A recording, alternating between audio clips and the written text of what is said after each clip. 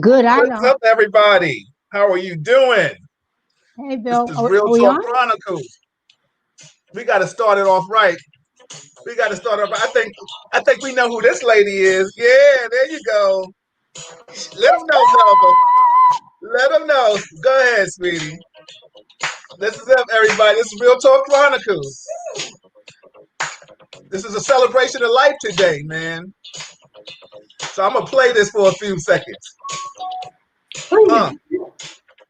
Yeah. Everybody, this is Real Talk Chronicles. I'm coming at you today. My name is Bill Foster with my co-host, the First Lady of Def Jam, Alyson Williams. And we are celebrating the iconic, multi-talented Melba Moore today, baby. Everybody, give Melba some love. Hey, everybody. Yeah. Melba, how are you?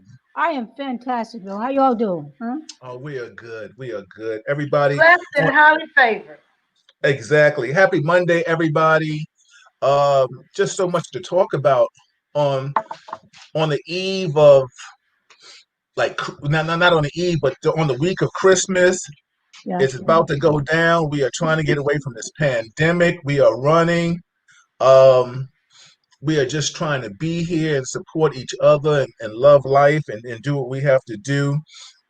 But, you know, today it's about celebrating one of our iconic artists, multi-talented, wonderful people in this world, the lady that we all know as Melba Moore. And Alyson and I will sit here and we will talk to her. This is Real Talk Chronicles on YouTube Live, Facebook Live. We have so many people chiming in and coming in and saying Yay. hi. Yay. This is it. We're going to do it. If you like what you see, share it. You can go under my page and share it, my Facebook page, and share it. You can go on Alyson and Melba. She can tell her people to go under her page and share it. If you're on YouTube, holler at us. If you have questions for this iconic person, you are more than welcome to ask and put in the chat room. This is what we are going to be doing today. So, without all that and saying everything, ladies and gentlemen, again, we have the iconic, multi-talented Melba Moore with us this afternoon. Melba, how are you? I'm fabulous, but I'm getting better. I just want Wow. to see if you was listening, okay? Oh, I'm on it with that one because let me tell you something. I had to catch it. Allie, you caught that one? She's Yes, fabulous with getting better. we're getting better. I'm getting better. I'm trying. Melba, All the we time. welcome you with open arms to Real Talk Chronicles. We've been looking forward to this particular edition. I'm blessed to join to join Bill once a month. And he came to me and he says, you can choose some people if you want to, or we can figure out who we want to have. I was thinking it'd be great to have. I talked to Melba Moore. I said, well, then you don't have to look any further. That'd be fine by me. Awesome. Exactly. And I love not only to have you on because we absolutely love seeing you, hearing from you. As I mentioned earlier, before we came into the actual podcast, I had asked you a little earlier when we were in the height of COVID if there was something you would be able to do with me virtually, and you were like, not really on that page yet, but I'm coming. So to see you here lets us know that things are moving forward. Like you said, I'm good and I'm getting better. Getting better. And guess what? I learned how to take a selfie. Look at you. I know that's kind of slow, huh? But No. What you have to understand, and I had to really kind of get off of myself with that. There's certain ways that people consume technology. Everybody's not going to get it really fast. Right. Everybody's not going to even adhere to it the same way or as quickly. But it doesn't mean you're not alone, and it doesn't. It's not a strike against you at all. It's not a deal breaker. Everybody's got to come around this curve the best way they know how. Well, and in their own way. I think the COVID helped because everything is shut down. If you don't go on the internet, you don't go nowhere. So you gotta learn.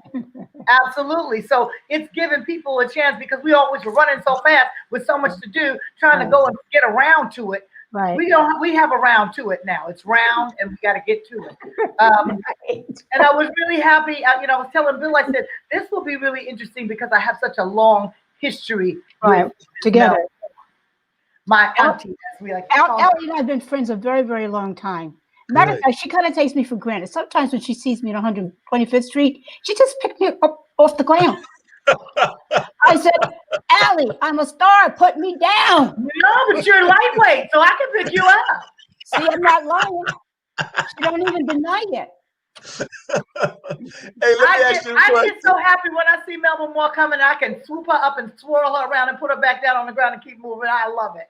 Allie, she got it like that, okay? That's so funny. Let me ask you a question. Melba or Alyson, do y'all remember when y'all first met each other? I remember when I first met her. Melba, do you remember? No, because I think you might have done some recordings of mine before I met you. Mm-hmm. That's why. I met you in the studio, but I had met you. Well, let me ask you a question. The songs that I'm on are Love's Coming At You, and what's the other one? My Love's Coming At You. Do you remember? Wanna make your mind up tonight? No. Wait a minute. No. I might have been on that, but it was Love Coming At You. And everybody, the songs they talk about, we might play them, just give you little snippets of them, just to let you know the history that these two ladies have. We will talk about so much. No, but name another one. I know you're gonna say it. But you know what, Alyson? I did not know you were on those songs. Yeah. Well, because that song is Love's Coming At You is a Paul Lawrence song. Right. That's how I got to you. But my question was, I was trying to get the timeline. Was Love Coming At You or any of those songs, did they come before Timbuktu? No. No, afterwards. They came in the late 80s. So I met you at Timbuktu. Oh, no, I didn't. Someone brought me backstage, and I met you, and I was like this, and this kid had a big old burnt St. Bernard and the whole thing, and you had so many beads and bangles. Wait a minute, Miss Kid didn't have her snake? I never saw the snake. I only saw the St. Bernard. You were blessed, baby. She would bring the snake to the theater? Yes, they let her do anything she wanted to do. Now, she was a real diva. I was scared bet of her. I bet you. Who is that, Alyson? Who is that y'all talking about? Eartha Kitt. Oh, Eartha Kitt. Oh, she used to bring a snake. She used to bring a snake with her. Anything she felt like. With the Broadway musical Timbuktu. Wow. And backstage, when I met her, she had a big giant St. Bernard. Melba now tells me that she also had a snake that she would bring with her to work. But you have to understand, this is a woman who walked the streets of Paris, with little jaguars and things like that. She was very, very exotic. Really? Yeah. But anyway, that's Alyson, and our history is exotic, right? No, listen, but this is the real story. I got hired for the group High Fashion, myself, Melissa, Eric McClintock, and we were asked to come over to Media Sound, which was a big, iconic recording studio. Okay, you're talking about Melissa Morgan. Yes. Okay. Melissa Morgan, myself, and Eric McClintock. I was hired to be in this group. They had already taken Melissa and Eric, and myself and Lilo were asked to come to hear our fate. They decided not to go with Lilo in the group. However, they gave him his own deal. And then they told me that I had been selected to be the third member of High Fashion. So Fonzie Thornton, who wrote the first single, Feeling Lucky, was there. And of course, Kashif was there because Kashif was producing. And he said to me, well, listen, would you like to come over to the studio tonight, this evening, and do some background vocals for Miss Melba Moore?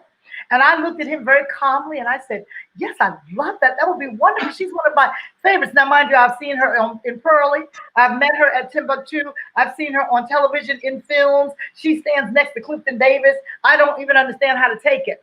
So when he asked me, did I want to sing background, I was very calm and cool. And then I went into the ladies' room and I screamed so loud, I know I killed all the pigeons in the house. Alyson could break a glass if she feel like it. Yeah, there you go.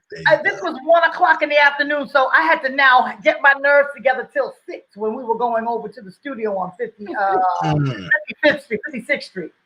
Ooh, and then Miss Melba Moore came in. Now, Lilo and I had already laid down the tracks on 2 songs.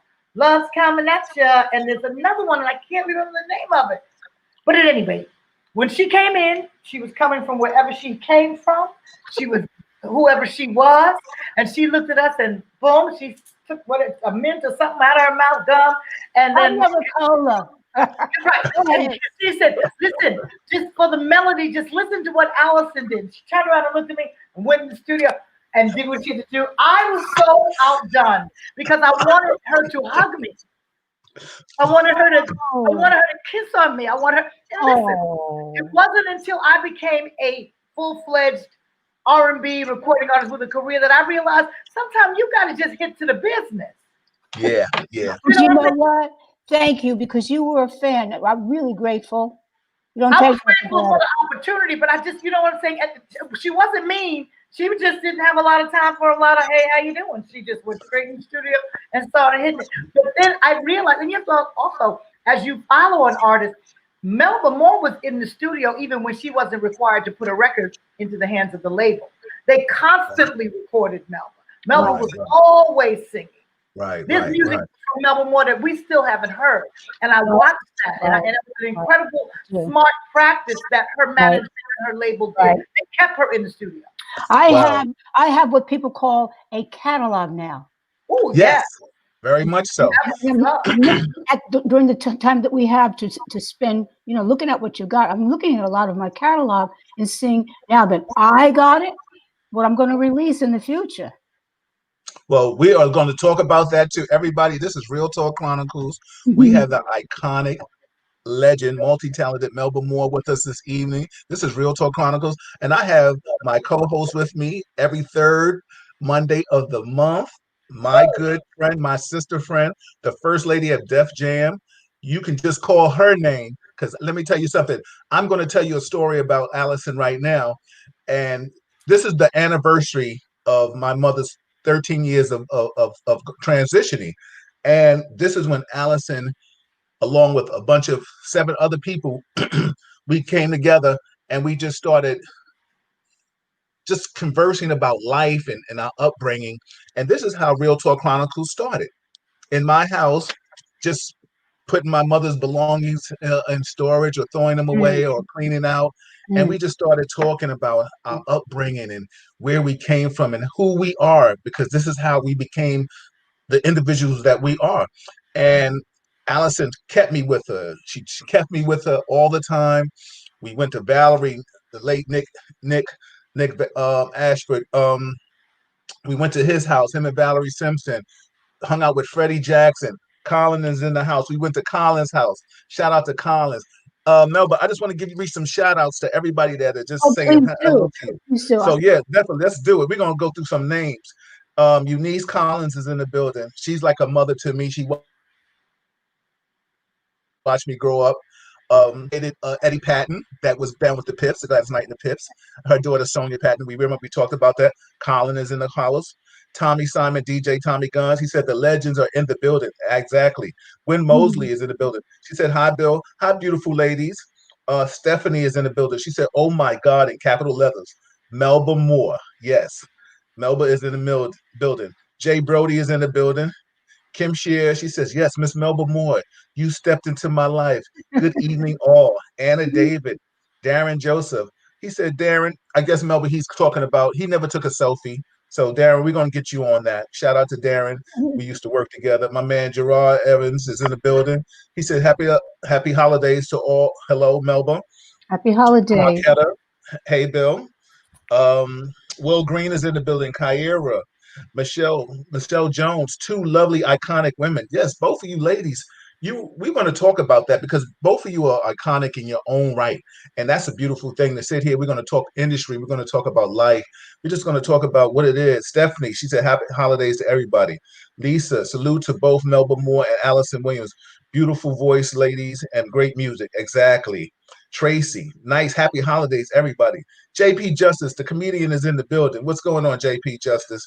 Can I please ask what platform is this for broadcasting on StreamYard? Uh, this is we'll talk about that, JP. This is my podcast. It's on StreamYard. It's on Facebook. It's on YouTube Live. Um, Everybody, Samir, what's going on, man? So everybody, you have the iconic Melba Moore in the building. You have the legendary Alyson Williams in the building, and you got your host Bill Foster, Real Talk Chronicles. So Melba, please What's up? Give us some insight on. Are you tell everybody, let the world know originally where you're from, and and just take us to. Did you know you were going to be an iconic legend? Did, Uh, well, I'm born in Harlem Hospital, New York City.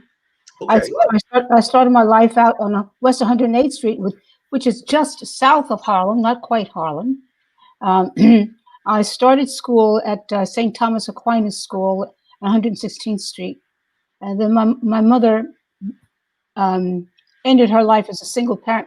My natural father was a big band leader by the name of Teddy Hill, but she married a musician, and we moved to Newark, New Jersey. So I continued my family. Now I have a stepsister and a stepbrother, and later on 2 more brothers. So I'm not only a child now, I'm part of a whole family.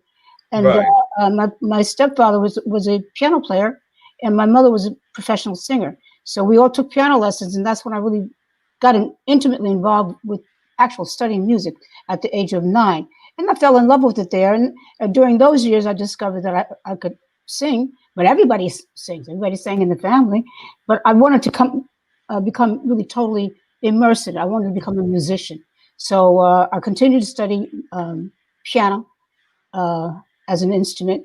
And so by the time high school came, I didn't want to go to Southside Public School where the whole Mormon family went. That's why I get the name Moore. I just okay, shortened his name. So hmm I went to Arts High Performing Arts School and majored in vocal music. And then I went to Montclair University and majored in vocal music education. Then I taught music in the public school. Then I said, Daddy, being a teacher is your dream. I want to be a performer. Help me get into show business. right, right, right. And that And was you know like, what's so funny? Like you started visioning, and shout out to everybody that's on YouTube. We see you too. And Alyson, I'm going to ask you a question too because both of you come from musical families. Now, I don't know is and you two help me out with this. Is talent a vocal talent hereditary? I mean, I yes, I can't sing, so I don't yes, know. it is. But Alyson, You give us know, some insight about you come from a musical background too. my father was also a jazz trumpet player, a big band leader. His name was Bobby Booker. And I was born in Harlem as well. And no one else in the family really sang. Well, my mother sang, but she had long since given it up to raise her daughters. My sister's 10 years my senior, so she had 10 years of not being in the show business situation, the acting and what have you, and the dance. And then I came along, oops, and but they were happy for me. But in the meantime, I knew that I wanted to immerse myself into music, and that big band music was what was there when I got home from the hospital. That was what was being played in the house. Jazz music along with everything from Henry Mancini to Oh, yeah. Brazil 66, 77, 88, whatever came, that kind of music. All vocalists of every nation, and then we did have gospel, and of course there was R&B. But the music that I gravitated to was the music that I was surrounded by. Um, and I can't say, I think it's a blessing that when God is just doing His thing, when He makes like a whole family, like a Winans family, and they just all can sing, or a King family, and everybody comes with varying degrees of what they do best within their vocal ability. I had a cousin who's passed on now named Quokka, and he was a percussionist, and he did that professionally. And I have a cousin who I talk to as often as I can, Robert Watt, out in LA, and he's the first chair French hornist for the Los Angeles Philharmonic. He's just retired. He was one of the first African American Philharmonic classical musicians. There were none in the 60s. I can't even imagine that. There were no black people playing symphony music on a certain level. He No. was one of the first. I can't even believe, because I was born in the 60s. There was civilization. Why weren't black people playing symphonic music? But Why? so this is my legacy, to know that we went from big band to Philharmonic, and I'm in the middle somewhere. And so I know what Melba speaks about when you look up and say, I want to be in this. Right. You know what I mean? I want to be this for real, for real. Right. And you know, it's so funny that you say that because Melba, like when you said to your father and your family, you said, "I want to be a singer." But so what was the steps? Because you know, to follow a dream right now, you know, when I go around and I do a lot of speaking engagements, I always ask children, "What do you want to be? What do you want to do?" Especially if I'm talking to schools, and I ask them, and I hear everything from this, and I can see now today where I think children can gravitate to being an artist because you have a lot of people that they feel they can touch and relate to and be artists. But back then, were there artists that kind of motivated you, or and you know, like just to say that you knew you could sing and say, well, I want to be a singer? Because you Not know, not like that. No, because my parents were musicians.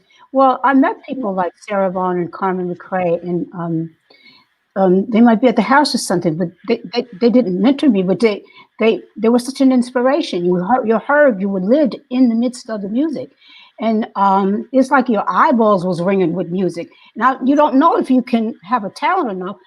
You said it. You know you want to be in it. yes, yeah, If I yeah. teach it or do something.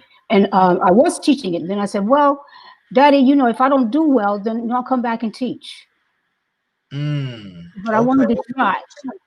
Okay. So you know, YouTube is in and Deborah Deborah Church said, you know, you have iconic music, you know, a catalog. She loves it. Everybody are just talking about you. They're saying hi to you. And hopefully Melba will go back everybody later on in her leisure time and reply and say hi to you all. This is Real Talk Chronicles. We have Alyson Williams, my co-host, and we have Melba Moore, the iconic, multi-talented legend in the building.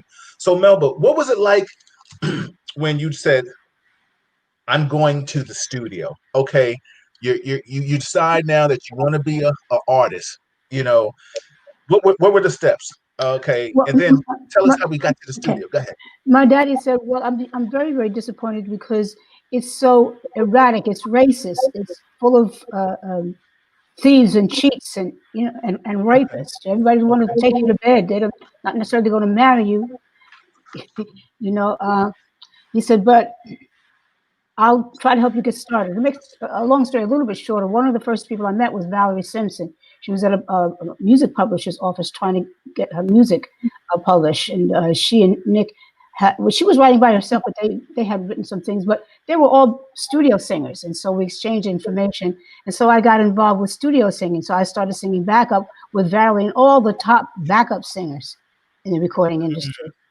So Mm, I sang behind whoever the biggest artists were, and we started to do jingles. But one of the recording sessions was for the Broadway music Hair. And well, it was hilarious because I really didn't know anything about hippies except what I seen on the news.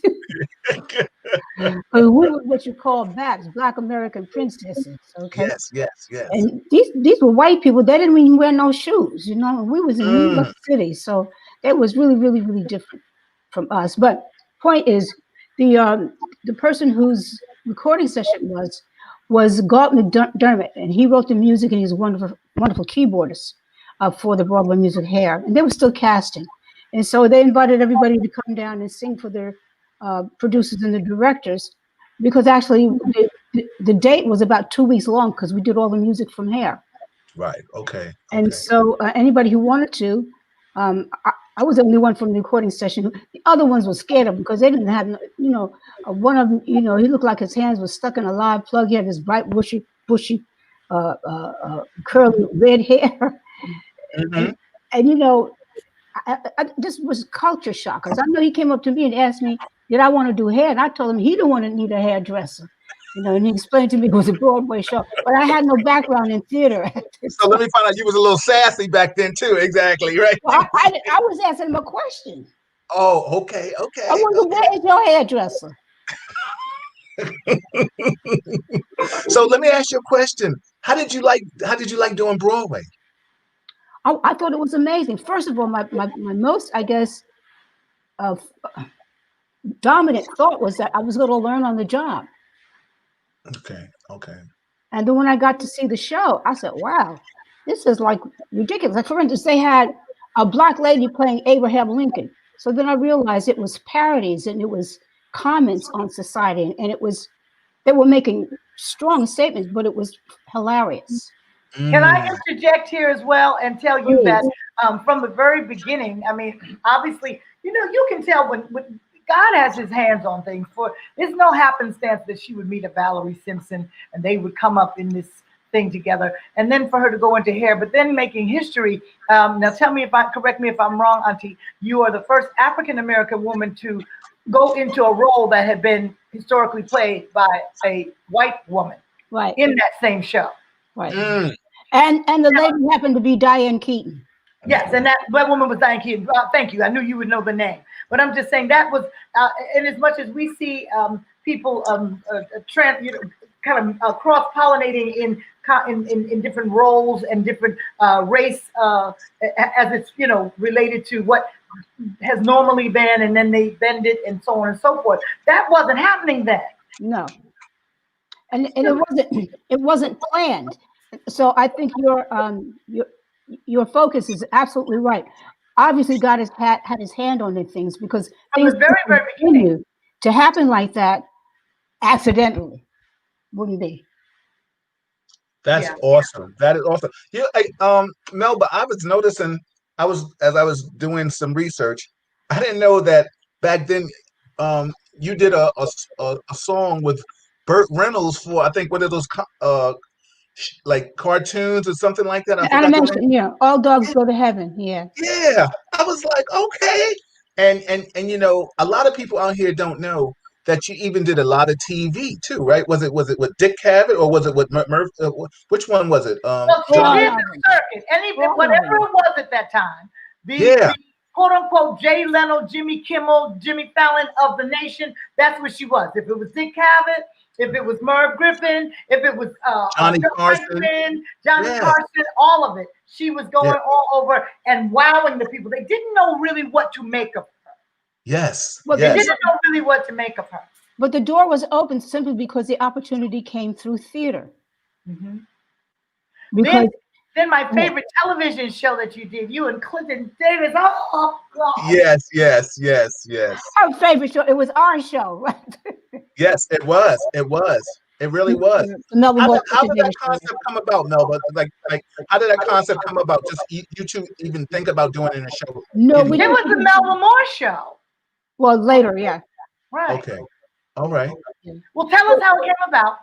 Okay, well, I was starring in Pearlie, and Clifton started out in the chorus of Hello Dolly, starring Pearl Bailey and Cab Calloway. So these were breakthrough times. It's ridiculous. But then he went from the chorus of Hello Dolly to co-star in a Shakespeare play called Two Gentlemen of Verona. Right. So to make a long story a little bit shorter, we were kind of like the Sonny and Cher of Broadway. That had Right. never happened before. Two young Black people, and we were dating. We were living together at the time. And so CBS came to us and asked us if we would like to do a show. Mm. And after that, I had to get an agent. Okay. Not bad the things you can get without one though, huh? Ain't that something? Yeah. And it's so funny, everybody. This is Real Talk Chronicles. We have the iconic Melba Moore. We have my co-host Alyson Williams with me. This is if you like what you're hearing, please share it, subscribe to it. If you're on YouTube, push the thumbs up button, and let's share this, because this is what Real Talk is all about. Everybody, we have legends in the building today. So Melba, let us know, you and Alyson, please give us some insight on this industry that you two have taken by storm, but You know what? also go ahead. I think Alyson can give a real insight, because one of the things I notice about her, first of all, she's always working. And I feel like she's self-driven. Am I wrong or what? Absolutely. So that Go means ahead. you have great insights. Go ahead. Well, I know that I am one to follow my dream and my gut. And I never believe that there's anything that I can't do. And as I've gone as long as I have, I've been in the business now. I've been in the business since I was a child, but I always say, from, when I first was stepping out without benefit of parental chaperone, even though I was singing with the big band and I was traveling with the dance companies and stuff, when I was 16, now I'm 59. It's a long time. A lot of time has passed. And I realized that if could tell my younger self something, I would tell myself, pay attention, focus, and that you are enough. And so once I learned those things, to focus and really pay attention to the business of my show, business of my music, and that don't take the no for an answer. And if there is a no that you got to take, understand that wasn't for you. When God closed the door, He opens a window. You climb right on through it. Listen, So I want to read. things that keep you self-motivated, your faith, your knowing that you are enough. And if you continue to hone your craft and do well by yourself and others, that your blessings come. And there you have it. That's called a career. You know what's so funny, ladies? I want to read something from a call of my sister, Kyra. She said something, and I think this is a testament to like Black girls magic, women empowering each other. She says, "I love that Alyson is praising and acknowledging Melba Moore accomplishments, Black woman magic. That is one. I think that's a beautiful thing because you know what's so funny? We don't get a lot of that a lot of times, and I mean." Melba, maybe you or Alyson can tell us about this. I see you, E Double, in the building. Um, Assemblyman Al Taylor is in the building. My cousin Lovey's in the building. Shout out to everybody that's watching. Please like it, share it, subscribe to it. We have Melba Moore, the iconic legend. We're giving her flowers today. Exactly. We letting everybody know that this. If you love Melba, put some thumbs and some hearts up, please, for her. Because let me tell you something. She is a legend in this game. And if you don't know it, I'm going to tell you. And if you don't like it, see me. You know, I got your back, Melba. Bill, you know what? Alex, I want to address what the young woman said about praising her. The thing is this. Even though I came into her realm as a background singer, we then, had a certain amount of time where we did not see each other or may not have been in the same circles, but then we came together in the theater again. Now, this is a Tony Award winner who is now working with another man who's trying to build a dream. And this man's name was Mike Matthews. They called him the godfather of the gospel play, which we now call urban theater. But he's the first one who created it and took it across the country. Good stories with a gospel message, enough lightheartedness, ridiculous and music, ridiculous. Great music. He was able to get great people like Melba, and then not only that, but the way he ran his company. We weren't trying to hit everybody over the head and say you had to come in and be a Christian, and we had to, but there was that feeling of love. But Alyson, he's the first one who turned the congregation into a market. He would have people go and actually solicit the big churches. That's how he filled them 3,000 cedar houses. Huge. Absolutely. He had a team that would go and do the pre-work, and then when we came to town, we had to go and show up and what have you. And those people would come out because it was family entertainment. There was nothing in it that you couldn't sit next to a pimp or a preacher and not get the message and understand. And we called it. There were gospel plays, and they were serious about that. Them gospel plays, and it was real. But I say all that to say, and I want Melba to elaborate. I can praise Melba because I've watched her lay a foundation. Melba made other little Black girls know that they could be on Broadway, and they can play any role that was available if they had the facility.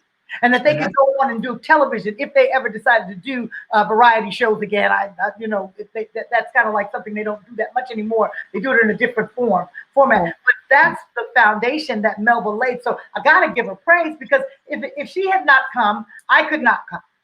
But the first gospel play I saw, Michael Matthews brought me out to see the play that Alyson was starring in. So she was the star, and I had to follow her. So. My point is, we're going to be following each other. So just keep going and following, your dream and trying to find out, what's out there, what's going on, and where can I fit? You don't always necessarily have to be. And I know I was a celebrity, but I wasn't the starring role in Mom, I'm Sorry. That was, but that's a testimony to you knowing who you are. What we did was then together, the Tony Award winner, the recording artist, we built something that now you call it the Tyler Perry Empire. But we started that. Yes. Just so you know.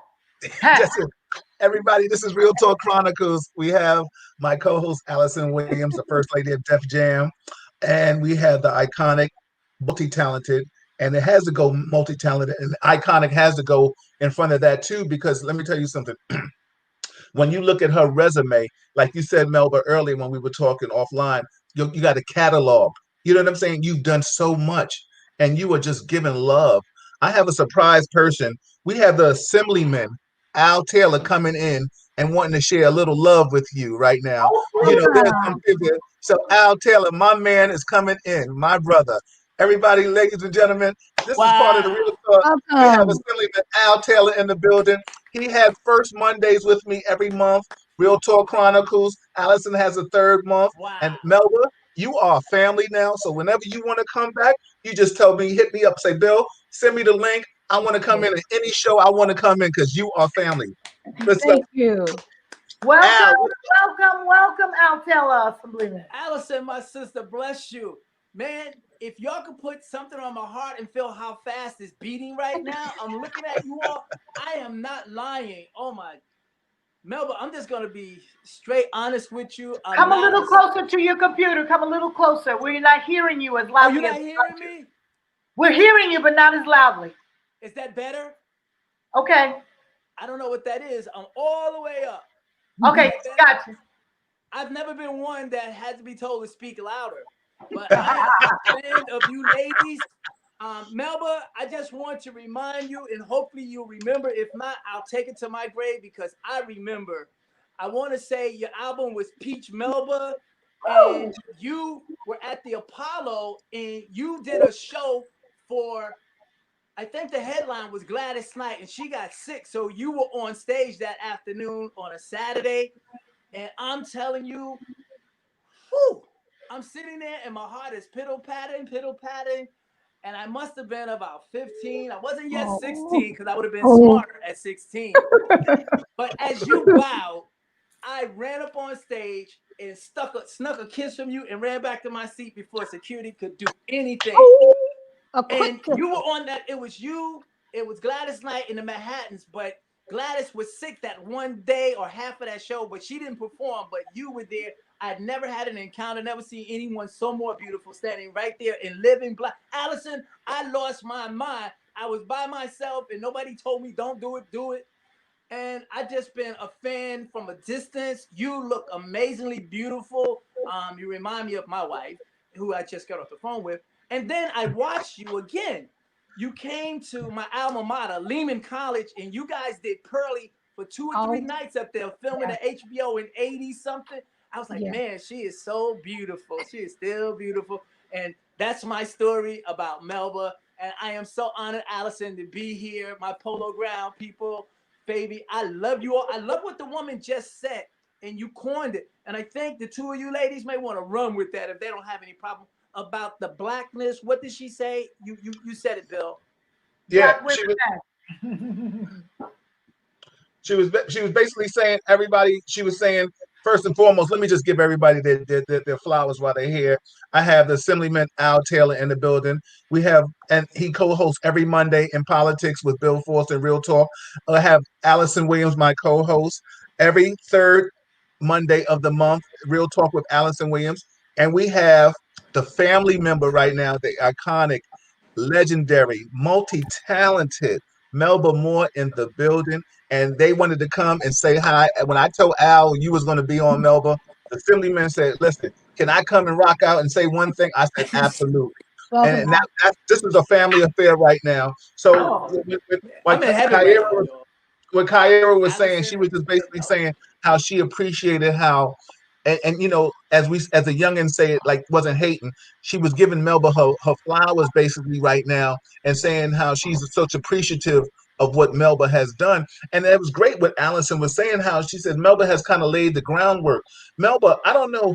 I mean, I know you're fabulous, and I know you feel it, but you know, do you honestly appreciate the love that people give you for being the legend that you are? I don't think I would put it in those words, but I know you see me, and that's from that perspective, and I really, really, really, really, truly receive that. And so when I hear it, then I can kind of understand. Well, gee, this is what it's accumulated to, but Hmm. that's not my perspective. Good. But it is very, very, very, very real, and I can say, oh wow, Thank you. Thank you. I mean, earnestly, because we're so busy living each day. If you sit back and say, "Oh well, now I'm a legend," something very important passes you by, so you can't really look like that. So, but the great joy of it is, it's fresh every day, and now that I put all this time in, I'm not beat down and wore out. No, so no, I can get my accolades now. So you can get a chance to get a fresh perspective on what you've been trying to do, and you can't really do that by yourself. You need other people. You need the other side of it, and of course, you got to have the love. Right. That's the whole thing that you've been in it for, and now, especially with everything being almost at a standstill, that's all I'm getting. But you know what's so funny? I think humility is a beautiful thing, like you said, how I'm addressing you.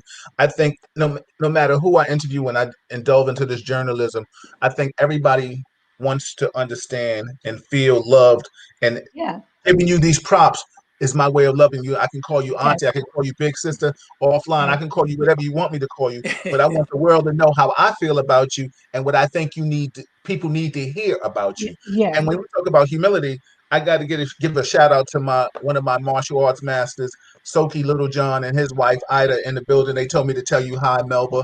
You know, Hello. he's a legend in the martial arts, and he is a very humble man. So humble understands humility.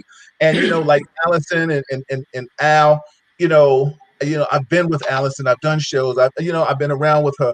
And Melba, when this pandemic opens up, and if you ever need your little brother to do some security for you, I got you. Just I'm call me. gonna need it. I got you, because Because when I go through the street, I gotta have somebody walking in front of me, so people like Alyson gonna be picking me up. Like, they was there security. I got so close, I just grabbed you up and twirled you around and put you. A hood hug. What's wrong? Exactly. I had almost forgotten that I did that, Mama. Because you don't think nothing about it. She just come around and pick me up. But you know what's so funny? That's a beautiful thing. Let me ask you a question, and I'm gonna ask all of you this, and of course I'm gonna start with Melba, and I'll let Al, you finish last, and Alyson bringing this in. Al, you're into politics, so people always reach out to you and they want something. But Melba, to be iconic, Alyson, to be in this industry, let me tell you something. Me, just being me, a tri-state person, people call me and ask me for things sometimes, and I'm so confused. Like, wow, what do you think I have? And what do you think I can do? You think I can move mountains? I appreciate the fact that you think that, but are you really taking advantage of me? You know what I'm saying? Are you trying to take advantage? But for you all, the three of you, how does it feel? Do people call you, Melba, and ask you to do things, Alyson, Al, to do things that like maybe you really shouldn't be asking me that? Maybe you should be just, unless you're going to come to me on a more professional business level, like just taking advantage of your talents or something. I mean, give me some insight, Melba, please. Well, as far as people being professional, now that I've been here for so long, I know that it's my responsibility to encourage and do interviews and do projects with people who don't have the experience, so they can get the experience. So no, I can't take the attitude where you come back when you're professional. I can't. No, absolutely. I can't take that attitude. I could, but you earned it though. Well, but that's not my choice. I don't think that's wise. No, absolutely no. But you know what's so funny, Melba? I mean, see, the humility is just shining through you, and I think that's why God has blessed you to be where you are right now, and still have the longevity in this business. And also, we're going to talk about later that I think you have a new project coming out in 2021. But the bottom line is, I'm just saying that, just talking about how the snakes and the leeches just try to form and call you and get at you just unnecessarily. That's what I was basically trying to say. I got a little help in my partner, Ron Richardson. You do have to have. That's why you got to have a team as well. And shout out to Ron Richardson. Yes, it's not my ability or my job to do that. So you need a team. You can't do this, but that's why you can't do it by yourself. And that way too, you're not ever unkind or rude, or if you can do something with people and it's on their level, maybe it's not on your level yet, then you have a place for them to be. You don't just shut them down. You don't throw them out. Because I mean, if you did that to me, I would not even have a life. Yes, absolutely. Because I didn't have agents and managers and people, laying out a logical path. And sometimes I did, but a lot of times I lost those people who were skilled. I still had to keep going. So I'm Yeah. kind of sensitive to that. Okay, and I respect that. I appreciate that. That's awesome. Alyson, you want to chime in? I think well, everything that she said is absolutely correct, and that's why you have a team of people. But I know for long periods of time myself, I've been kind of a one-woman show, and I've had a number since 1999. I think somebody might have wrote it on a bathroom wall one day because everybody seems to have my number, and they do not hesitate to use it. Bill, I think what I find is that people, it's almost it's a double-edged sword. When people come to you and ask you, can you do this? Can you reach out to that one? Would you mind doing so and so? I remember there's a friend of mine I've known since first grade, and we hadn't been in touch for a long time, but there's a group of us that stay together, our All Saints group. And I reconnected with her, and the first thing she said, Alyson, hi, how you doing? It's so good to hear your voice. Listen, I wrote a book. Do you think you could get it to Oprah? I was like, well, could maybe so if you could just say hi, good to me. And I understand your excitement in that, but I can't, I can't, I can't, it's not fair. It's not Yeah, fair. yeah. And like I said, That's what I mean. Yeah, right, exactly. That's or, what I'm trying to can you get tickets for this? Can you get, this is what I tell people. I will do what I can, and I will deem your situation upon its merit. You know what I'm saying? My mother wants to go see Freddie Jackson. It's my birthday, and I'm the biggest fan of Will Downing ever. Or I must see Miss Melba more. I will if I think that you're worthy, and I know that you're the type of person that really wouldn't mind paying for it if they had to. But you'd like to go, whatever your circumstances, and I will take that. But people have to realize it takes something for me to reach out to someone as well. You know what I'm saying? Dr. Angela would often say, never be afraid to ask for what you want, but do be prepared to pay for what you get. Awesome. So Beautiful. I take those words, and I wrap them around what would it feel like if someone had to come and ask me for something? And expect me to extend myself. On the professional end, what kills me is this statement. Alyson, we really want you to come and do so-and-so, but we don't have a budget, honey. The budget's gone, but it's going to be a lot of exposure. Well, I like exposure. You know what? That sounds At very. this point, I'm a negative. If you look at me real close, I don't know if people even remember what film used to look like. That's how much exposure I got. I'm a negative. Yeah. And Exactly. I want you to try to call me before you finish the whole budget. Because I'm worthy. Yeah, yes. And if your budget's used up, why are y'all even having this event? I don't know how the budget can be spent, and you called me anyway, but you're giving this, and we ordered flowers from Malaysia, and such and such chef is coming in from so-and-so, and so-and-so, and so-and-so. Well, you paid all those people. What? There's nothing left for me? Not at all. Only thing you left me was exposure. Yeah. Ain't that something? Isn't exposure like a cold or a pneumonia? People die from exposure. It's the wrong parts of your body naked. Right. Exposure. So Exactly. that is always kind of a supplement. We see you over there. I appreciate the exposure. But you know what's so funny, Ari? For years, and I understand what it means when the budget is low or whatever, but why would you call me and even say that? There's an insult in there somewhere. But you know what's so funny, Alyson? It is funny because, like you're saying, because I mean, just from a law enforcement standpoint, and that's just a different facets of me. I've had people call me and ask me about the courtesy cards. Can you do this? And I've had people say, "Can you get me out of this ticket? Can you do that?" Whoa! You put my life, my career on the line, and I haven't heard from you. Wait a minute. I don't even know your last name. You know what I'm saying? Like you're not even worthy to ask that. But you know what's funny? And you have to tell people kindly, like, listen, like this is my job that you're asking. This is my career. So Al, I mean, maybe you could chime in real quick. Can give us some insight on from a political standpoint. Do people ask you the craziest things too, brother? Well, I would concur with what I've heard. I have problems, and mine is being a pastor, being a servant for over 14, 16 years in serving. Um, and so you get it right at the church. They're number one. You know, um, they want to use you till you're used up. But the Lord will bless you real good. So I get it, I got it. And unfortunately, I haven't learned how to say no well enough, long enough.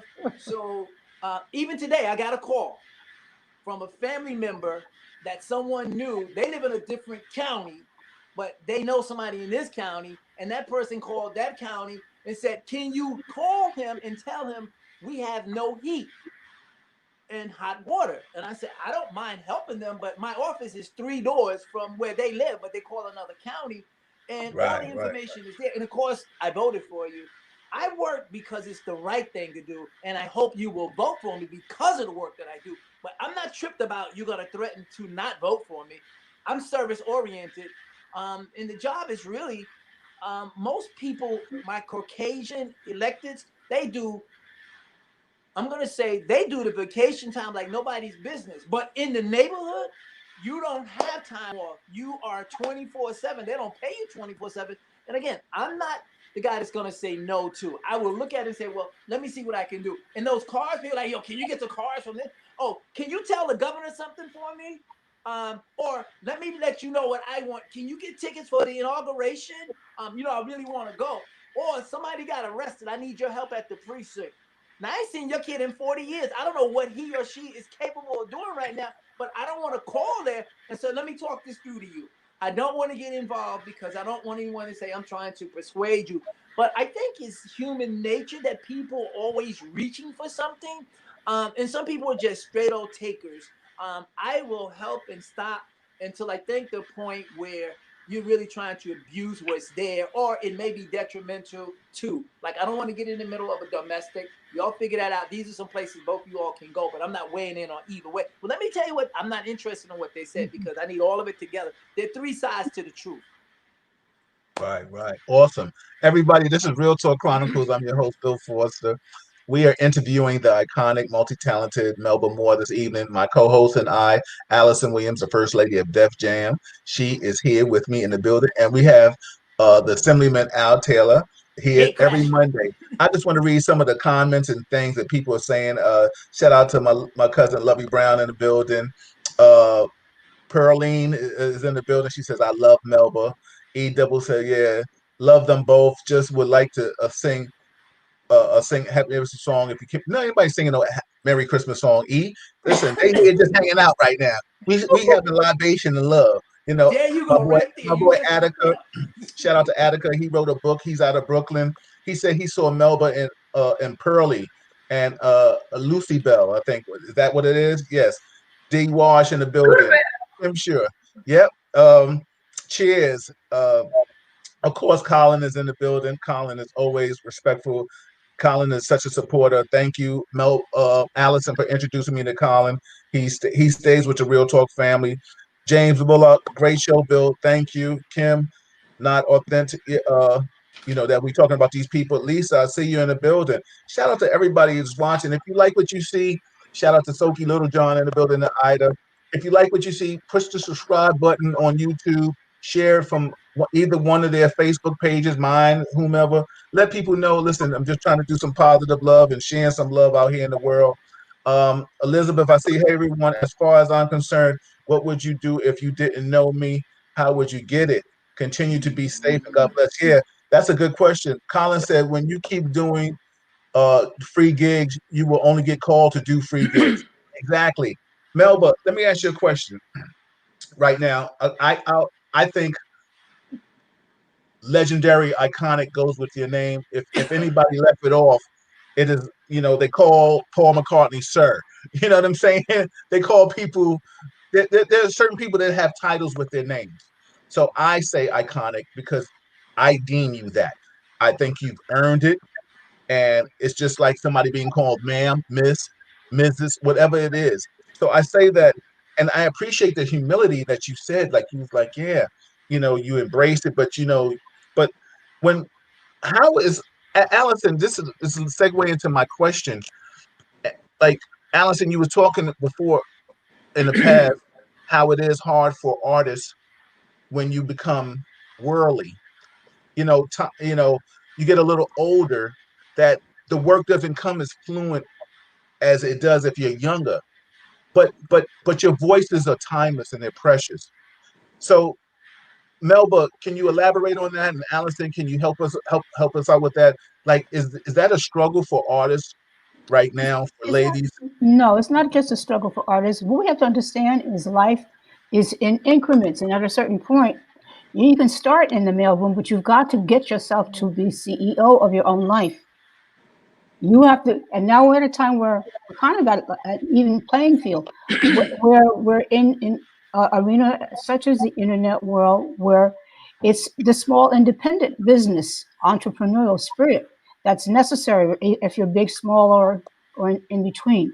And that's what has to happen. People have to understand that it's not, everybody thinks that, it's a job unless you're singing or you're a musician. It's still a job, and you still have to understand the basic tenets of business and structure, if it's a church or a family or a business or an art. And you have to learn how that works, and you have to get in control of it. You have to disciple yourself and get people to teach you how it works so that you're in charge of your finances. Awesome. Your work, you got to employ yourself at some point. Awesome. Alyson? She's absolutely right. And if people look at it from different perspectives, as you say, we're in a very even playing ground right now. There are people who perform consistently in arenas, and there are people who perform in local clubs and nightclubs and restaurants, and everybody's out of work right now. Yeah. Everybody's out of work right now. You may be the sole proprietor of who you are, what you do, and you bring your money home and put it on the kitchen table, and bam. And then there's another person who has 30 and 40 people that depend on them for their job. You know what I'm saying? Or 30 or 40 people who help them to do their job. That's what I'm saying. They have a crew. They got people that load those trucks. They got people that set those flights up. You've got, your sound people, your light people, your pyrotech people, your wardrobe people, your hair, your makeup. There's a whole bunch of people out of work that work for one person. But I'm also saying that when you're a young artist, at least traditionally, you have the record companies, and that's who that team is. As you move upwards, then you must be that team. You must put your own team together. And then also, this is the deal. Yes, if we're lucky, we keep having birthdays. When we stop, sad day. But what happens is that there was a day when there was an artist that came before that came before me, and then it was my turn to have a hit record, and they went on to do other things. Right. Now there's other girls and young men and women coming up behind me. I gotta continue to go on and do other things. There's an audience out there that wants to hear what I still have to offer. Right. God has kept me. I've done my best to hone my craft and continue to hopefully grow and get better. So you have to know where your lane is. Like Melba said, I think I'm echoing her in saying you have to know how to, just like that, change with the times. We're not doing record labels like we once did. It's now about the independent, and we're all in the same waters, just different vessels. Some people got a yacht, some people got a rowboat, some people on a jet ski. But we're navigating the same waters. But we must be in control and I'm hearing what we're able to do.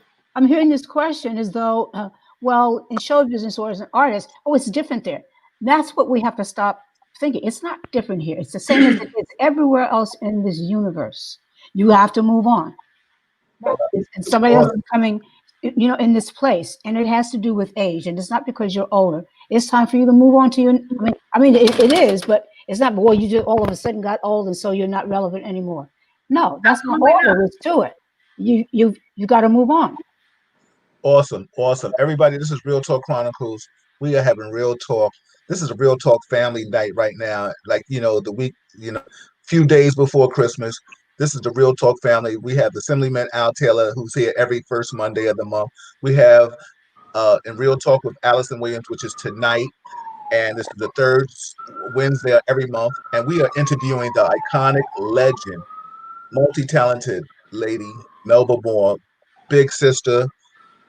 Alyson, call her auntie, whatever you want to call her.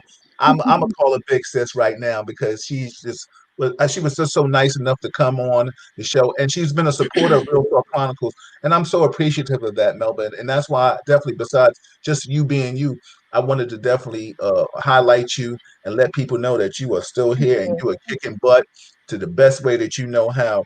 Let me ask you a question, Al. If you ever have a question for Melba, just let me know. You can chime in. I have a question for Melba and Alyson. A lot of times, artists, new artists, don't reach back. Not that they don't know who you are, either one of you are, but are they reaching back and asking you to come on songs and sing with them?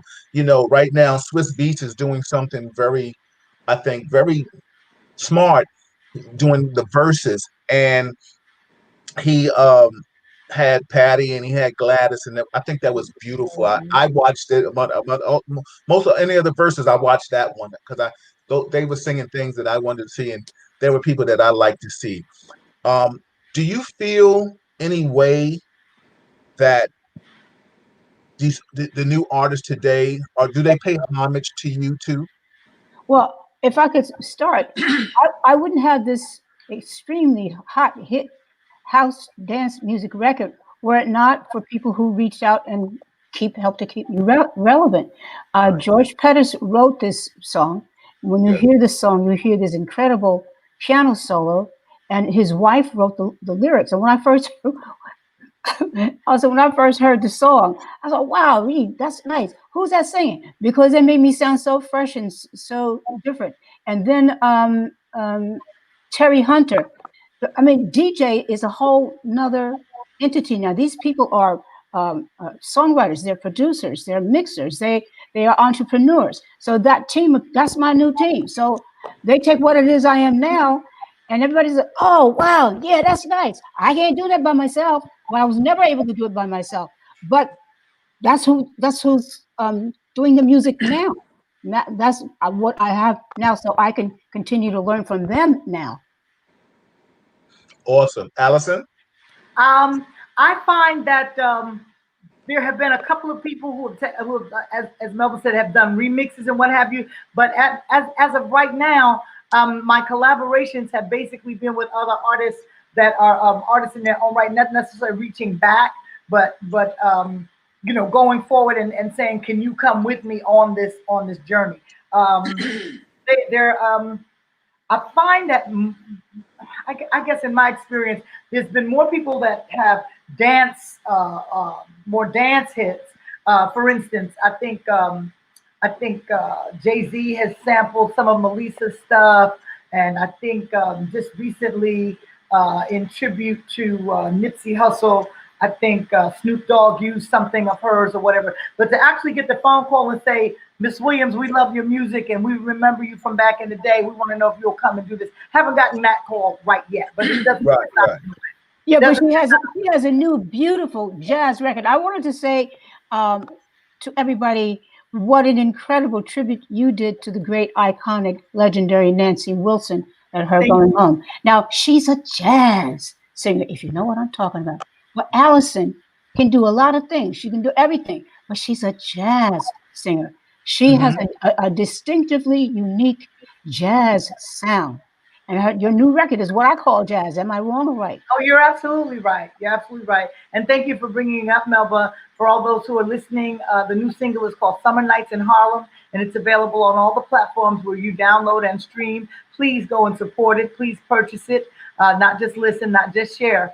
And you know, tell your little electric devices, play Alyson Williams Summer Night in Harlem, because that's a stream, and we need those streams.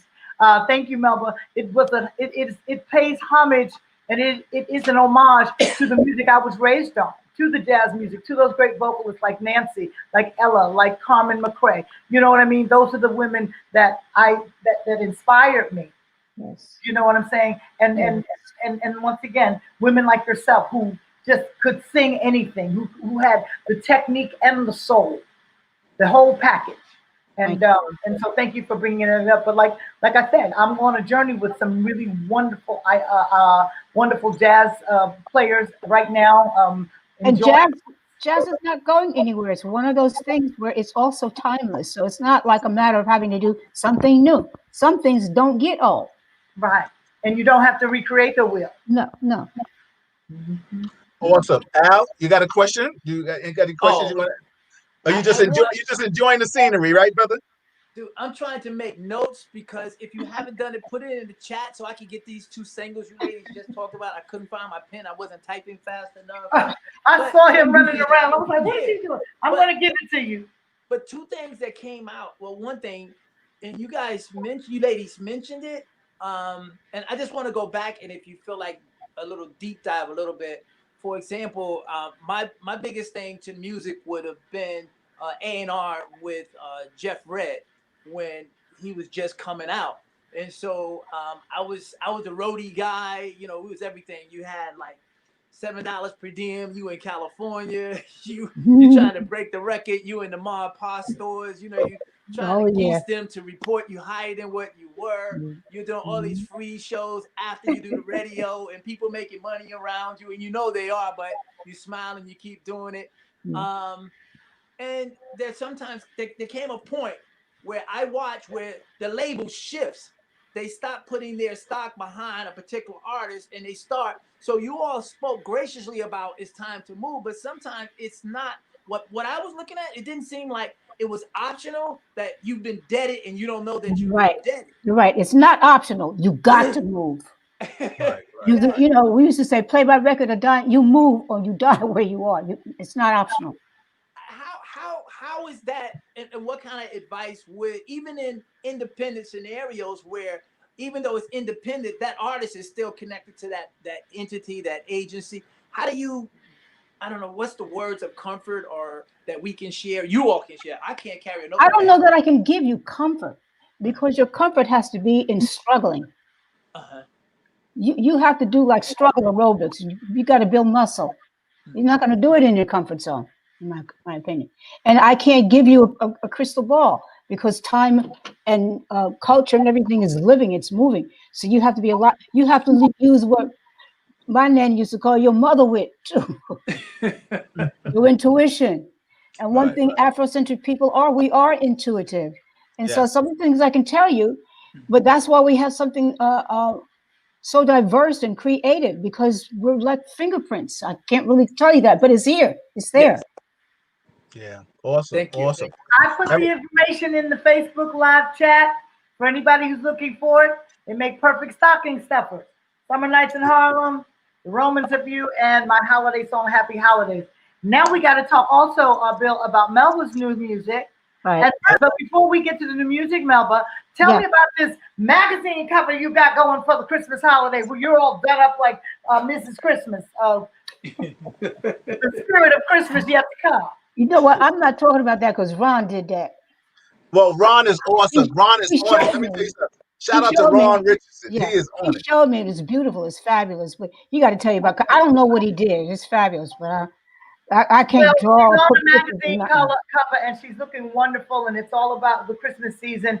And I'm sure within it you talked about the new music. So tell us a little bit more. All right. One new music is I'm Just Doing Me, I was just telling you about, but also have a duet with a Canadian group called Crack of Dawn called A Solo Tiempo. I'm going in the studio next week to do a song called Now That You Want Me Back. It's a beautiful R&B song that's been released in the UK. And things are continuing to come. I guess, once you kind of have learned that you need a catalog, you start finding things to continue to do, whether somebody's going to make a hit out of it or not. And that gets to be a habit. So you start, and people see you out there. So they continue to send you good music so you can continue to make good music and have potential hits. I'll put it that way. You're an independent company. And so let me just interject for a minute, Allie. Melba, when I was doing the detective in me, the journalist in me, when I was doing my homework just to be able to converse about certain things in your career, like you have a nice catalog of like disco and house and house music where there have been some real remixes. And I was in the house, I was jamming. I was like, oh, like, yeah. And what's so funny, from ballads and things like that. Let me ask you a question, just from an artist standpoint, what do you enjoy doing more? I enjoy what people like. Okay. I co-sign that. With you, I think I think my natural tendency is toward balance because I'm an introspective person. I'm a Yes. born again Christian. I want to pour the spirit and my heart out. Uh, um, but people like dance music, and so since I can do that, and I've had some really good songwriters like McFadden and Whitehead, like Kashif, like Paul Lawrence.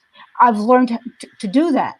Yes. Or Absolutely. and both Kashif and Paul Lawrence. I'm thinking of Van McCoy too, who actually issued in the disco era. They're vocalists, and they when they do a recording, they really work on the vocal parts tremendously. So I can, and I'm a student of vocal music, Okay. so I can continue to learn how to do these different genres. And so now that that's a habit, I might be here for the next 30 years. And God bless her, please, with that. That's what Allie. Allie, what do you like? Allie, I mean, you have an iconic ballad, but what do you like doing? I've seen you on the stage dancing and doing house moves. I mean, I'm about to run up there and do it with you. Prior to well, as Melba said, I'm a jazz singer by trade. I was signed to a rap label. I was given an R&B contract, and I took advantage of what was available to me to build my career. I'm just getting back to my roots.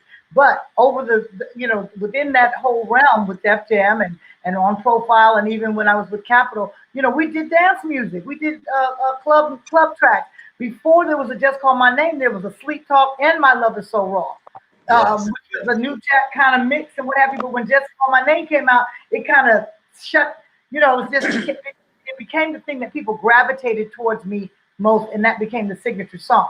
It didn't mean that I couldn't sing up tempo or dance or radio friendly music in terms of, that kind of stuff. So I like the fact that my gift is my voice, but the real gift is the diversity of my voice. Right. And I find that I have the ability to sing almost any genre of music that I want to and sing it authentically.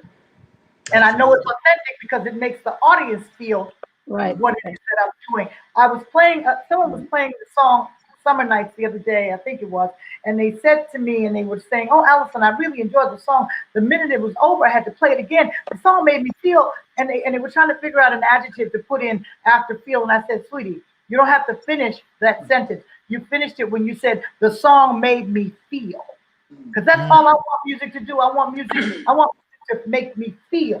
If my music makes you feel, then I've done my job."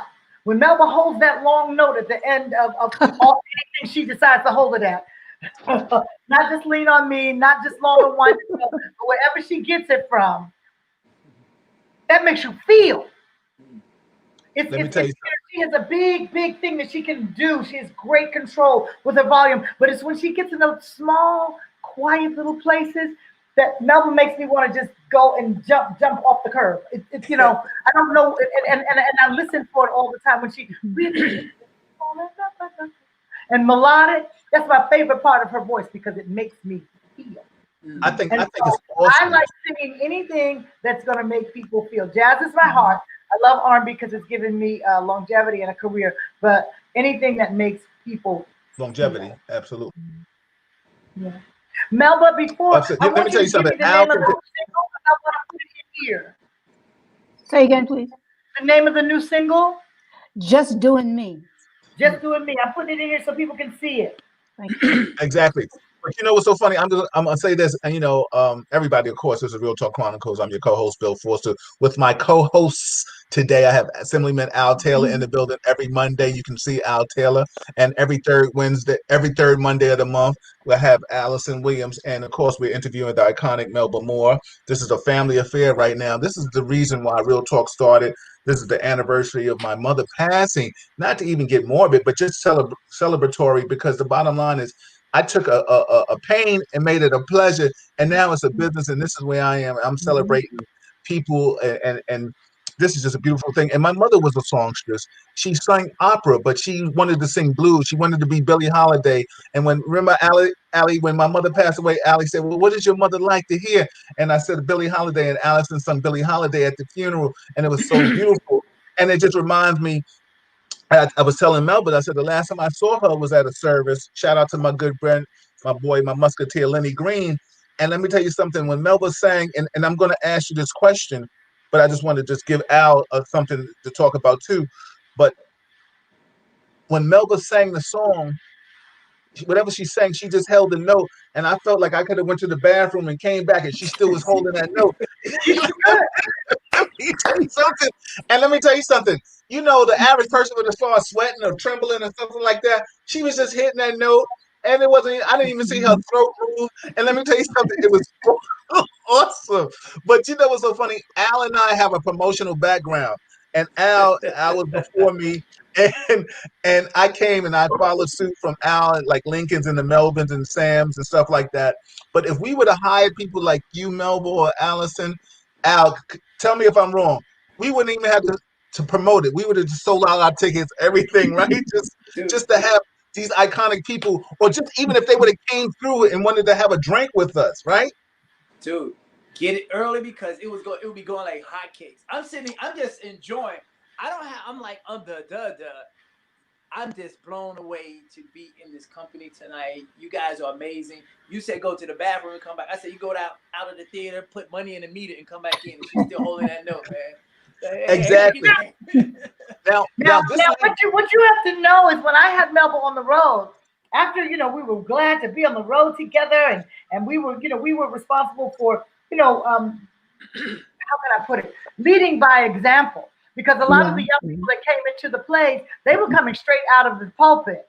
They would have rehearsals, Chitlin. We would have auditions after the show, and they would get hired and have to be ready. If they auditioned on a Friday, they had to be ready to get on the bus on Monday when we pulled out of town. But they had people like Melba and people like myself who had certain levels of expertise, and we were responsible for making sure that we led by example. But now what I got happy about was I'd scooch up next to Melba and I'd go in her dressing room. I go, so Melba, how do you find the air? And she would give me these answers that it just made so much sense. But because she's a student of vocal music, she was able to break it. She said, the air is in your body.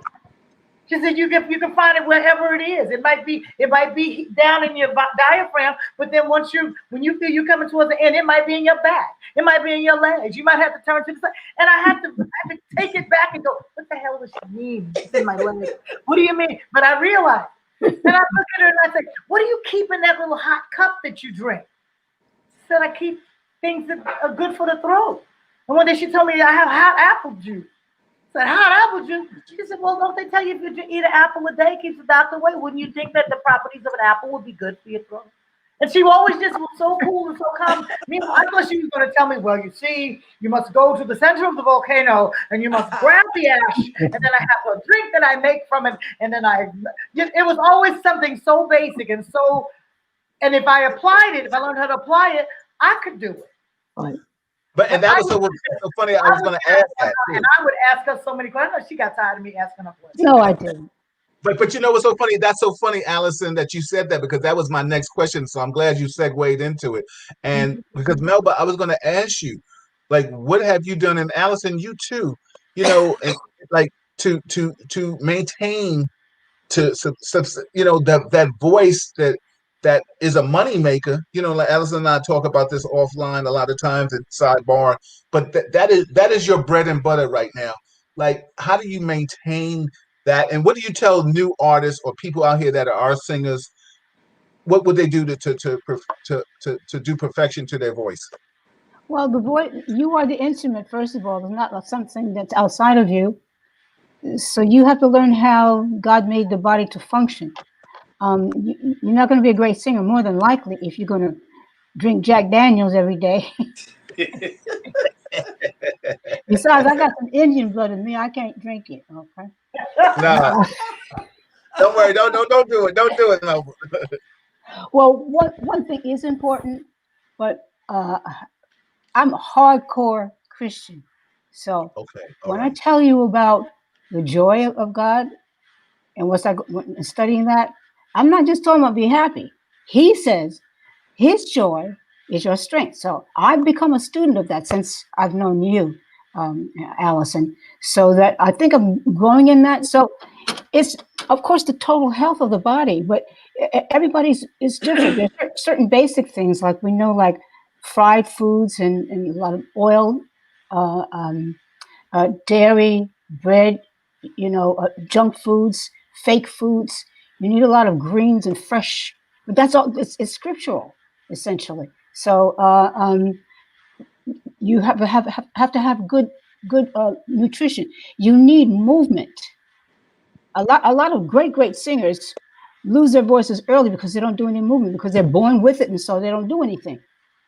But I always had to. The reason I had these long notes and it's so strong now is because it had no notes. It was very soft, and I'm a good sweet lyric soprano if I'm singing a Bach cantata. But I wanted to sing R&B.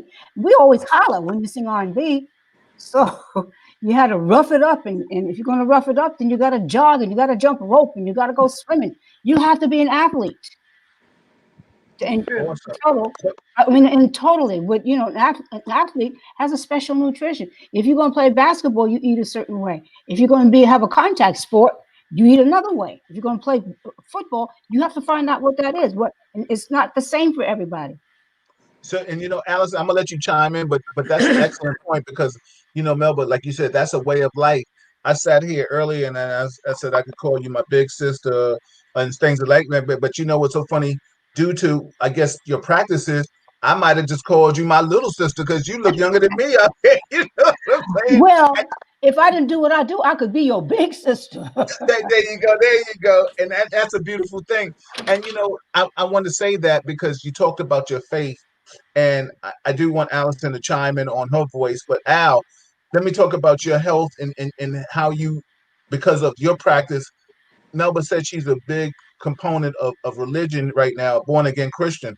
So Al, can you just chime in, and then Allie Cat bring it in about how your religion has helped you manifest and stay true to your body and your way of life.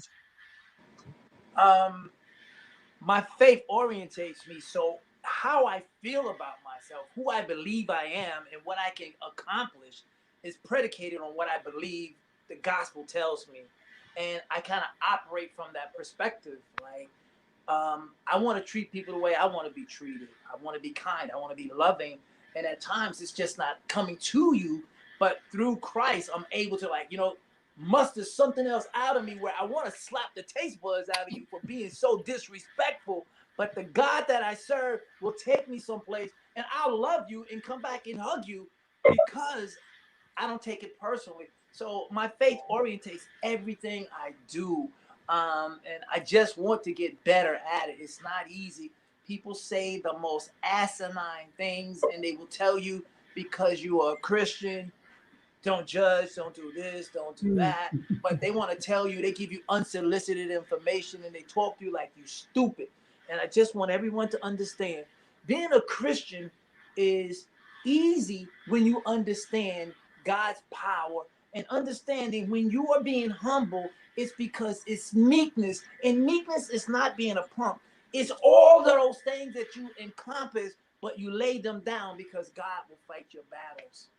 And you're good with that. I don't know if I answered the question. No, you answered the question because you talk from a spiritual standpoint. And Melba, I'm sure you can relate to what Al is saying, because let me tell you something.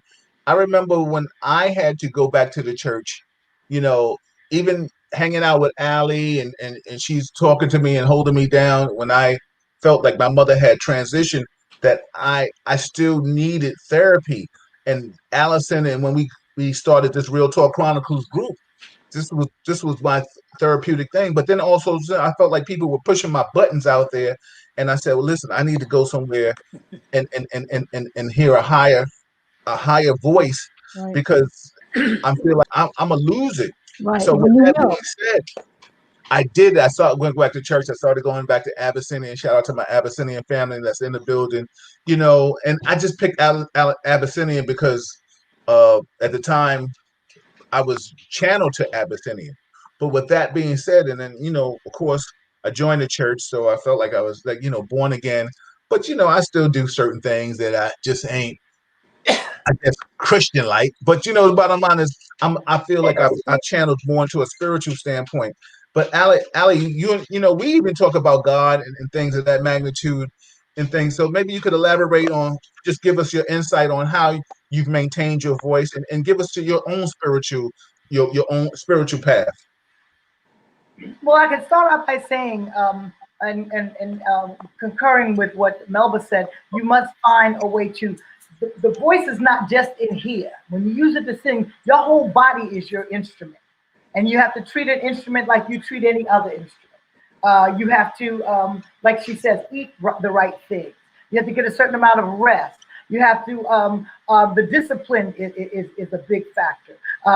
If you had a racehorse, and you knew that they were going to win every time and bring you plenty of money, you wouldn't ply it with vodka every night. You wouldn't let it hang out till 3 a.m. No. Put the horse in the, you'd brush her down. The horse in the stable.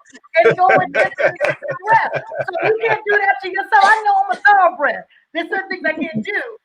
And I also realized that because I had this training earlier, it's one thing for me to do vocalese. Everybody can run scales and ha ha ha ha and all that. But I've got to move my limbs. I've got to move every part of me in order to have the best show possible. Move it. Whether I have a full-on dressing room, a green room, or just the spot where I'm at, if I can just bend and do some deep knee bends, or and bend over and touch my toes and roll back up and roll my head and do shoulder rolls, that opens up all of the areas that where you're going to pull your energy from and your air. You know what I'm saying? You people don't realize sometimes you not sometimes, but you must always open up your face, or what they call the mask. You sing with your teeth, your lips, and your tongue. You just sing like some singers here. I don't know what they say because they can't open their mouth. Open your mouth. I'm just saying. What? What are you talking about, Cletus? I didn't take for no mumbo jumbo. I've learned that these are the things you got to do. And I like vodka. I'm trying to tell you, and I told Jesus just a few minutes before I came on the air, I'm not going to the store to get vodka today. And you need to be acknowledging me for this because, I want a cocktail.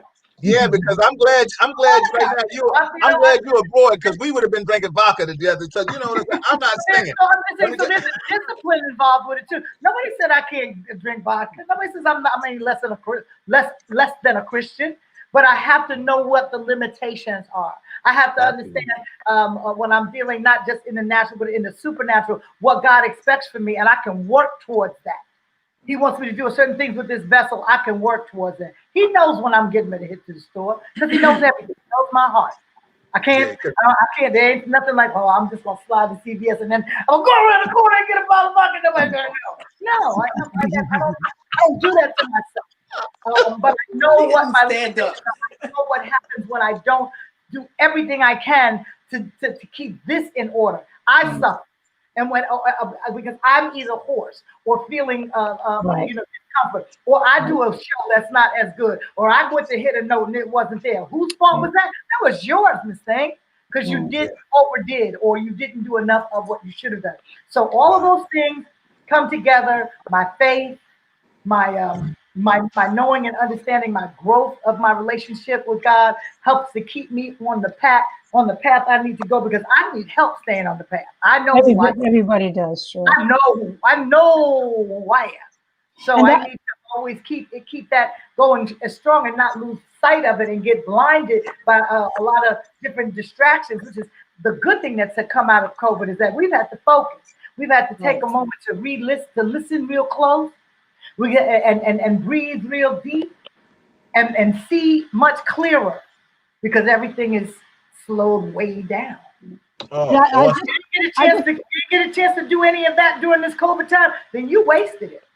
Now, I just would add to it that one of the things that I'm conscious of is that you told me about this long note, but it wasn't always there. So I can tell you, and I can show you the proof of it, that what I'm saying is practical and physical. It's not just supernatural. I remember the first day that note popped out. It flew across the room. I thought somebody else was singing it until I realized I was still holding it. So you're gonna grow. So Melba, when did you realize? Because let me tell you something. Like I said, I remember the song. The song was "Climb Every Mountain." Really? Okay. I was, used to do my exercises and breathing real hard. And I was in an audience, and I took one of these deep breaths, and I hit one of them chest notes high up there, and it hit just right, and I was holding it. I said, "Where's that coming from?"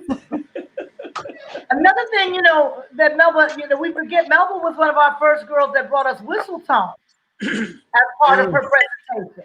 Before Mariah, before a lot of people. So I'm just saying she has that in her arsenal as well. But I have it now. My point is I didn't always have that, Alyson. So when I know I make it sound like, well, if I do this, you can do it. You may not be able to do what I do, but if you keep working, you're going to get something that your instrument will develop that wasn't there. Absolutely. Absolutely. If you practice it, it's going to come. It's going to come. That is awesome. Let me tell you something. This is everybody. This is Real Talk Chronicles. We are sitting here with iconic legend Melba Moore. She is giving it the inside. She's having real talk. Al, know I'm telling the truth. You certainly are. And I just want to interject. I hear what y'all saying. Y'all are some dynamite ladies, but I can do this till the cows come home and practice. Ain't nothing coming out of me but something you don't want to be nowhere near. Well, you're not a singer, but something else that whatever it is you're called and gifted to do, that's going to develop. Oh yes, no question about that. Amen. I didn't say everybody could sing. Yeah, no. Because trust me, I've tried. I've tried it in the bathroom. I tried it in the car. I tried it outside Bill, it's not your location. It's not your location. No, but all the right places. But let me tell you something. My lip sync and dance game, I got it down. I'll be the word, baby, word. And let me tell you something. Yeah, exactly, Melba. You can't stop me. Let me tell you something. Malika and I being here, we be performing, and I get mad at her because sometimes I feel like she didn't catch the dance move on point. I was like the choreographer, but let me tell you something. We hold it, and we. Malika, I'm talking about you, baby. I know you're over there maybe on the outtake, we gonna do it. But you should. I wanted to leave this with anybody who and this is just a personal thing that I've learned. There are a lot of people that can sing. There are not a lot of people who know how to sing. Okay. Alyson, tell us the difference between that. Yes. There are people who can hold a tune or hold a note. Maybe they, and they might not even choose to develop that any further than I can sing. If they want to wash the dishes and sing, they can sing. Then there are people who seek or who desire to cultivate a career or cultivate a sound of their own and put it into the marketplace, but they don't know how to sing. In other words, like going back to what I said, how you have to develop and take care of your throat, how you have to learn how to enunciate, how you have to learn how to articulate, how you have to learn how to breathe, when to let a note go, when to curl, when to let it ebb and flow, it's up and down. So to know how to sing is to know also how to present a song.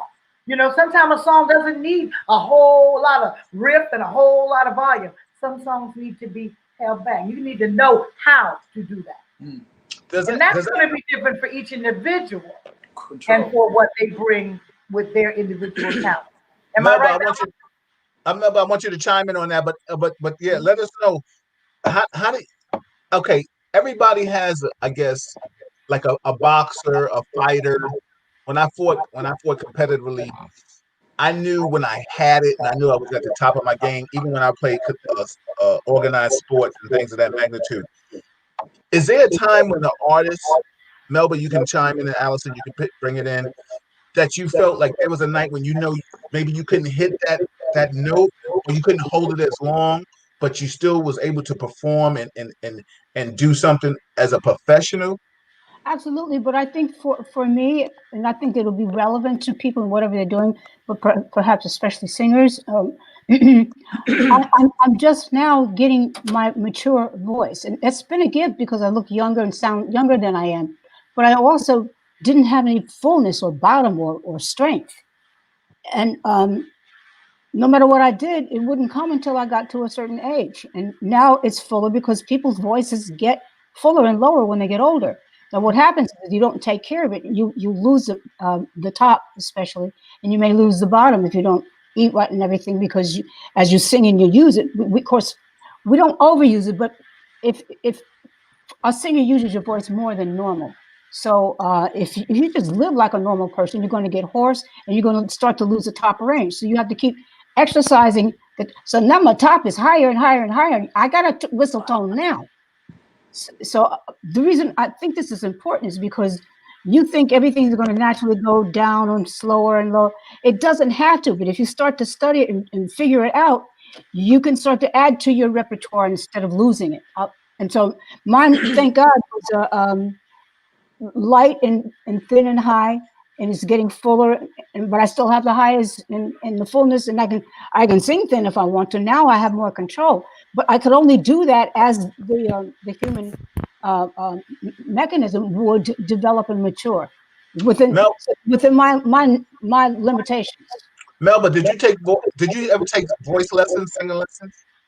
Yes, I was a vocal teacher. Okay, so you were a teacher. Okay. So in other words, I guess one of the things I did in the beginning was become a student of the voice. Okay.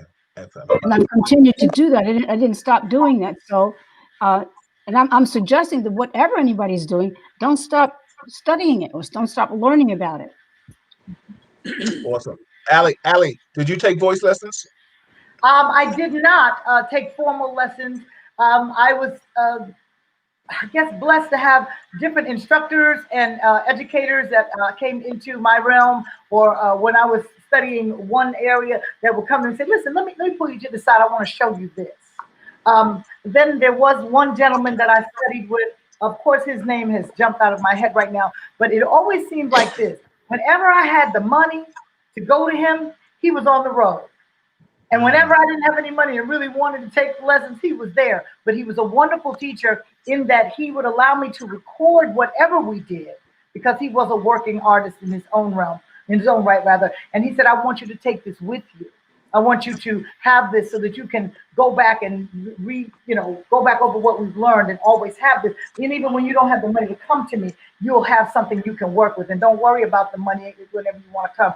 And then from listening, I'm a student of ear. And so from listening to so many different types of vocalists and having people like Nancy Wilson to mentor me and to just, Shaka and different ones, that just listening and trying to figure it out, what works, what doesn't for me.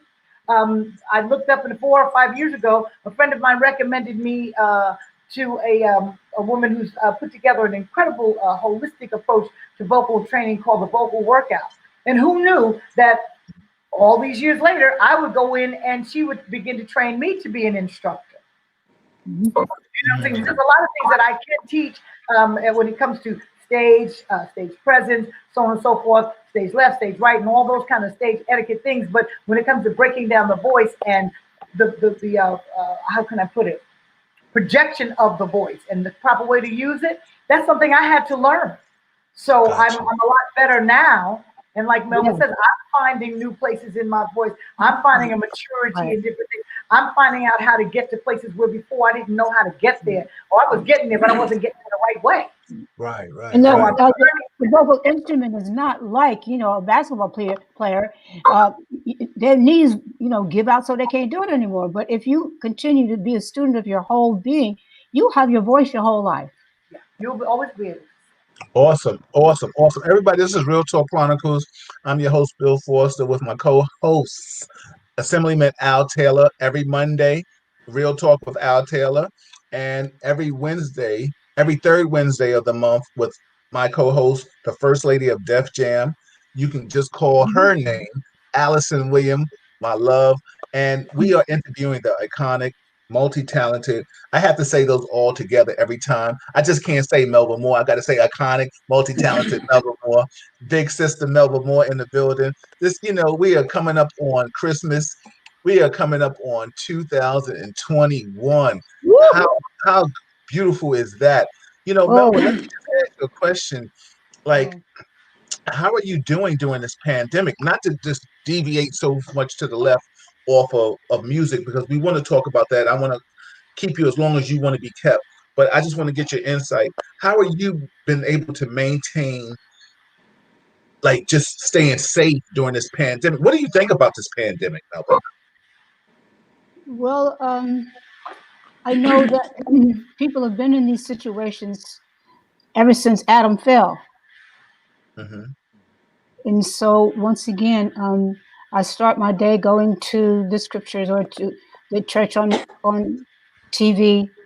to hear what did God make this particular day. Every day He is assigned to a certain activity and a certain attitude. And as we're growing into Christmas, I think those of us who are paying attention to Him, we are amazed at how blessed and joyful and fruitful we are. And we want to stay in this little bubble because it's hell outside. And that's no joke. And it's not a joke. It's never been a joke. And when I talk about joy, the joy of the Lord, that's a lethal weapon right now. Yeah. Al, you want to chime in on that from a spiritual standpoint? Dude, that's Well- straight up. That'll preach right there. Yep, I'm about to say. And when you know that, it's not your mother's relationship, it's your relationship. And when you think about where you've been and where you're at right now, and all, as she said, all the hell that's breaking loose, and you have joy, you have peace, tranquility, and it's not about your financial or material things. It's just that it's the happiness, man. At 6:30, we go into prayer Monday through Friday. We bang it until about 7, and it's like, yeah, what? Bring it, whatever it is, you're ready for it, and you know that you're not fighting it, but God will take you through it. And when you look at the massive graves that they put over on the island over there, wooden boxes. I never thought I'd see something like that in this world. I've never seen nothing like that. People are dying around you, and you're still here. And let me just, by way of, I don't sing, but let me let you know you are here in this space at this time. Real talk, because God has a purpose for your life, and the best is yet to come. But you won't get it unless you're willing to do something different. I'll stop. Awesome. Allie, you want to piggyback? Hey, all I can tell you is that for me, I've had so many things that I could be thankful for in the midst of the storm. Still going forward, still thriving, still able, haven't wanted for anything, haven't needed for anything. Do I miss my friends and family? Yeah, but I was built to stay inside anyway. So y'all didn't have to know about me going out. I'm good by myself. I'm good. No. But I can go. I can tell you 1, 2, 3, 4, 5, 6, 7. I got 8 things that this should not even have happened throughout this pandemic. Right. I should have released new music. I should have been able to put a one-woman show up and put that on a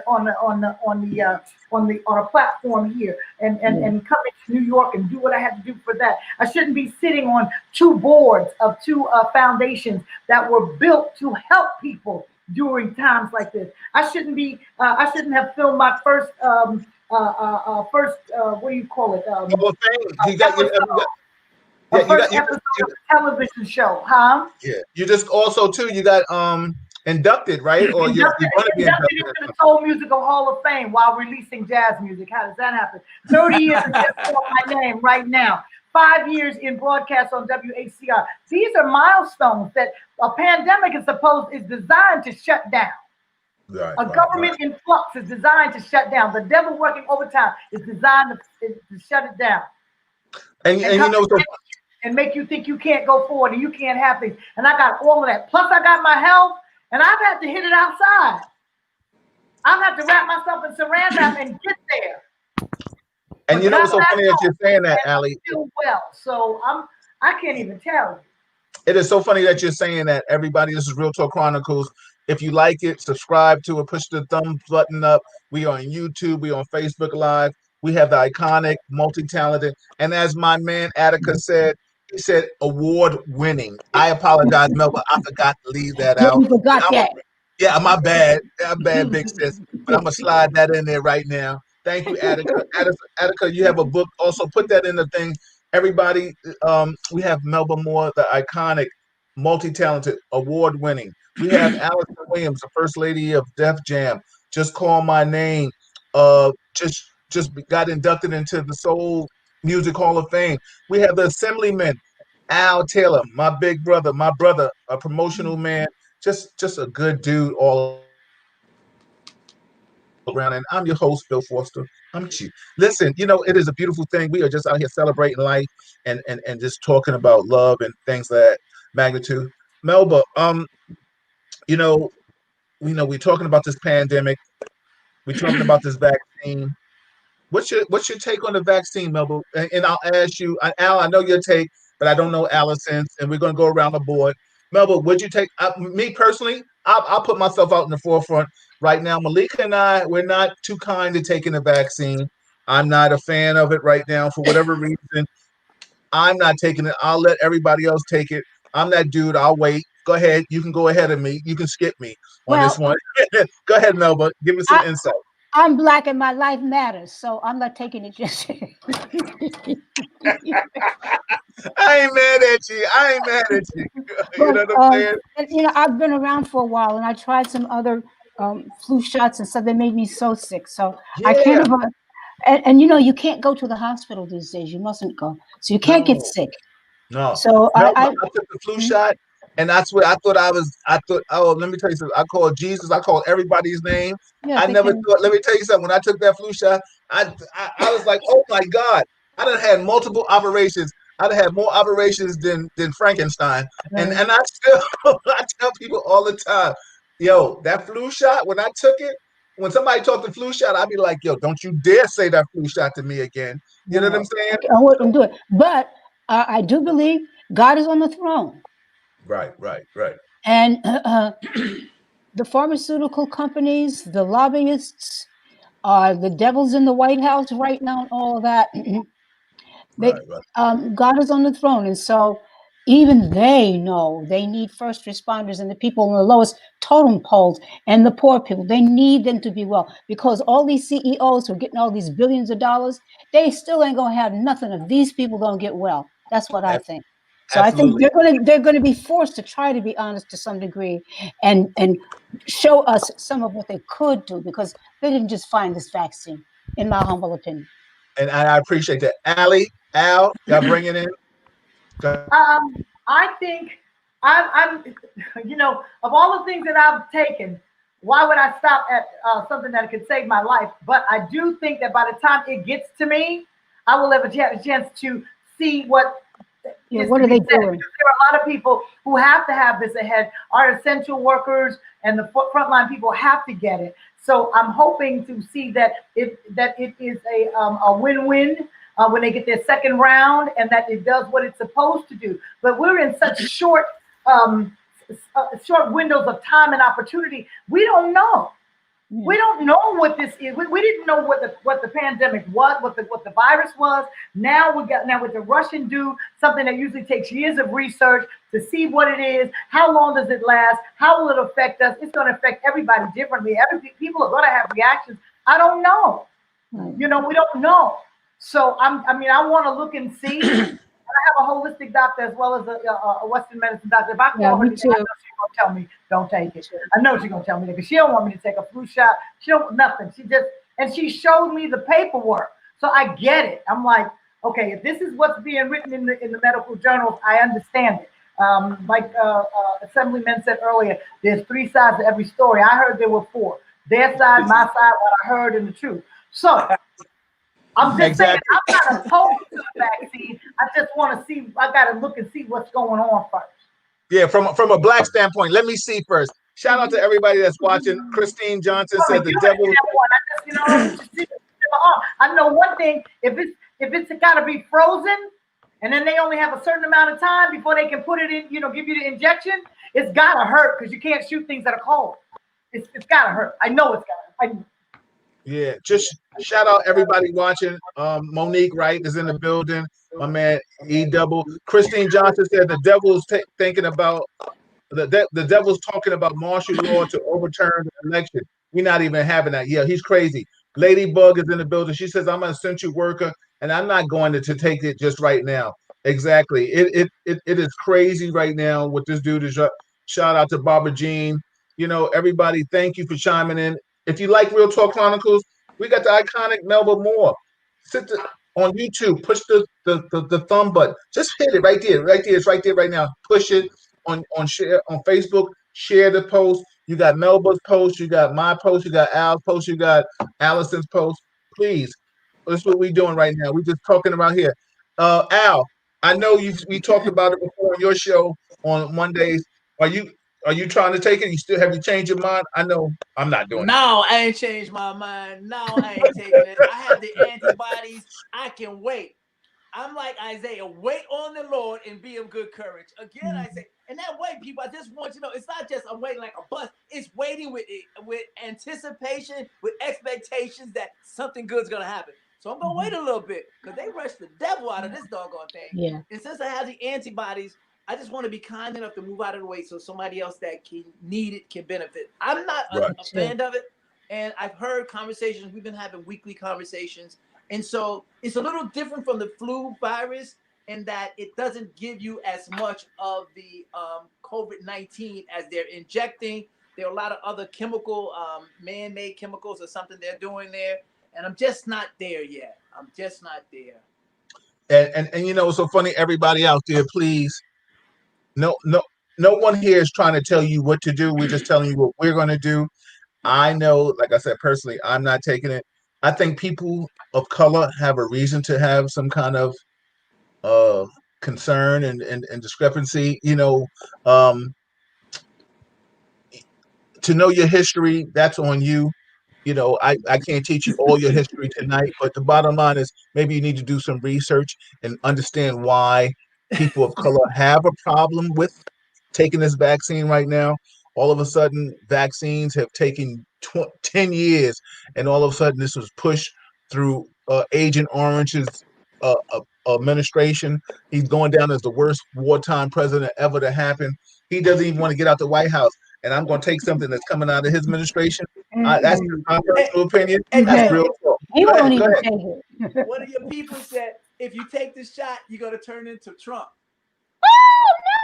It's in the, I can't read the name, but somebody just posted that in the chat. Yeah, and let me you're going to turn into Trump. Yeah, and that's the worst thing I want. Let me tell you something. I'd rather turn into Thriller with Michael Jackson than I turn into Trump. No, you didn't. No, you didn't. You know what I see now? I see. But let me tell you something. You see me all rocking. Shout out to my man Courtney Clarkson. I see all these different things. There's a commercial, I think, for Mucinex, and there's one for something with your eyes, and they all have these little diabolical little creatures. One is a little, what do you call a mucus guy, and he's trying to pump people up, and at the end, the box just falls on him. He's done. And the other one, the guy's trying to give you scratchy eyes, and whatever the product is just falls on him, and he's squished. That's what Trump is like to me. He's just trying, and something big is just gonna come. I hope Dorothy comes through and just drops a house on him. You know, Dorothy, I love it. But you know what? We also have to be cognizant of taking care of our own health, so that we prevent a variety of things that would compromise our immune system and take care of ourselves. I mean, we're doing okay in some ways without any kind of vaccine or anything else.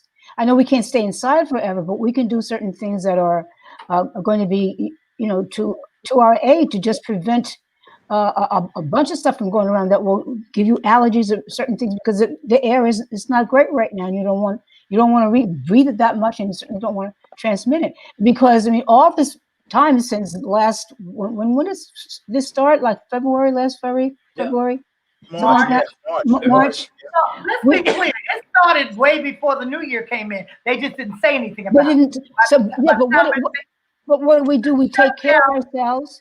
We don't do things that are going to compromise ourselves, because they didn't have anything to tell us to do except stay inside. You got to do something else too. You've learned how to take care of yourself without anybody telling you what to do. And you got to keep learning and growing in that knowledge, I think. Yes. Yo, shout out to everybody that's chiming in. My man Courtney Claxton, my neighbor, said the development from YouTube, he said the development and manufacturing of vaccines have improved from 10 years ago, though. Okay, well, let me know if you're going to take it. Chime in. I'm asking you right now specifically. That's a real talk question. I want to read it what some other people are saying. He said, Christine says, I'm not taking it, nor anyone in my family will wait.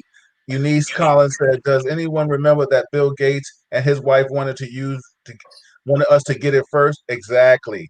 Donna Edwards says, I'm over all that worry. I will take the vaccine. Medicine has come a long way. Trump didn't make the shot. He's too dumb. I'm taking it. Vaccines are part of the life. Donna, I got you. You have a point. Yeah, thumbs up, sis. It was By dumb. the time it gets Check around in to me in being 6 months. Let me Yeah, know how yeah, I'm doing. I'll be able to see what's yeah. going on. Let me. Yeah, text me. Let me know what happens. Holla at your boy. My man Mark Rose said, it seems like the best plan is to strengthen the immune system than to inject a vaccine that may not work. Remember, family, they still haven't found a cure for cancer and AIDS and the common cold. You right about that. Yo, Donna, I get you. You know what I'm saying? Sonia Patton is in the building. Monique Wright says, I'll wait. You know, listen, your boy Bill Forster right here, Real Talk, he's going to wait. I'm going to let everybody take it. This is the one time when you can skip me on the line. I have no problems with that. Anybody want to go ahead of me, you go right ahead. I'm good. Let you have it. Listen here. I'm gonna recommend my onion syrup. Yeah. Let me tell you something. I'm gonna take listen, we're gonna go holistic, Melba. You give me sea moss, black seed oil. Let me tell you some ginger, you name it. Let me tell you somebody get me on the line right now to the ancestors in the tribe and in the motherland. I need all the special remedies for everything for ingrown hair. Just give me a call. Somebody Ingrown toenails. exactly. I was watching the Dr. Oz show today, and of course he had a COVID segment, and they were talking about the foods to build up the immune system, and legumes and beans and all that, and they were talking about broccoli and mushrooms, and I was like, I eat that stuff every day, so I know I'm good. Exactly. All right. I just eat it to keep me regular. Now you telling me it can make me. Now you tell hey, it's really helping. You can tell me it can Save make me your healthy life. too. Now that's real talk. You know, you get a certain age. I just want to be able to be fluent. You know what I'm saying? Now you telling me it can keep me alive. All right, Oh yeah. Who give me knew? that. Bugs Bunny Bill. Yeah. So, hey, Melba, let me, everybody, this is Real Talk Chronicles. I'm your host, Bill Forster. We got Al Taylor and we got Alyson Williams. We got my co-host, Al Taylor, every Monday in Real Talk. And we have Alyson Williams, the third Monday in of the month in Real Talk. And we have the iconic, multi-talented, award-winning, thank you, Attica, Melba Moore. She is family now. She's always welcome to come back anytime she wants. This is family. This is the way we're going to bring in the new year. This is the way we're going to bring in the holiday season. We have Melba with us. Melba, let me tell you something. What do you think about this whole presidential thing that just happened in front of us? They're gonna carry him out in a straitjacket. You know the fool crazy. But the only thing is, I wonder what's going to happen later because really the things that he's done are criminal. They're traitorous. I don't know if that's the right word, but they're treason. Right. We can make we black. We can make words up. We can make it up. We can make words up. Okay, well then they're traitorous. Exactly. Treason. Hang on. No. Treason. Yeah, exactly. These, if that was somebody from another country and if he didn't fire the whole, judicial system, and if he wasn't white and male, we would have done something about it. Absolutely. By now. Yeah, it's interesting because, but the great laugh is everybody, he boasted about all the judges that he put in place, and he couldn't find not one cotton picking judge to carry that the election was bad. The other thing is, even if they know they need him to be out. Right. And the only thing is his pardon only works on a federal level. So each state that he got to come down to the local level, don't he? Yeah, he still can be charged on a state for crimes that he's done in state. So that works on the federal there, but New York State can get him. But that's why he's trying to stay there, but he can't. No, you know what's so funny? Atisha James is waiting for him in the wings like Candyman. She's sitting there like this. He ain't trying to say her name, Melba. He ain't trying to say her name 5 times at all. No, he don't have to say it. It's too late. James. Everything is on tape because he was Beetlejuice 3 times. He don't want to go there. Hey, listen, but he's got some real challenges there. Let me ask this question, Melba and Alyson. Since we talk about the person in 1600 Pennsylvania Avenue, what are your thoughts I'm not even gonna be kind, about my evangelical brothers and sisters and people of faith that were all around this guy, declaring that he was the Messiah, he's the one that they need. And I watched these people, and I did too. Their congregation primarily is boasted of people of color, and we followed them. I've admired them from a distance, but when they were raising their hands and declaring, something is inherently wrong when you can look at evil, and not that I read something, but the things that come No, out you of see it. man's You mouth. see it. You see it. You It's see like, it. I think woo, I go think I ahead. think one of the things that we've witnessed, and they wouldn't show us this, but if you're real Christian, you're really following the truth, then it seems that some of them have been for him because they have huge 501c3s and they get all the financial benefits, and they know the word and they've been blessed with the Oh, Spirit of the Lord, and they're misusing it. big time. I'm like, what Jesus are you serving? What? Mammon, that's what you call it, ain't it?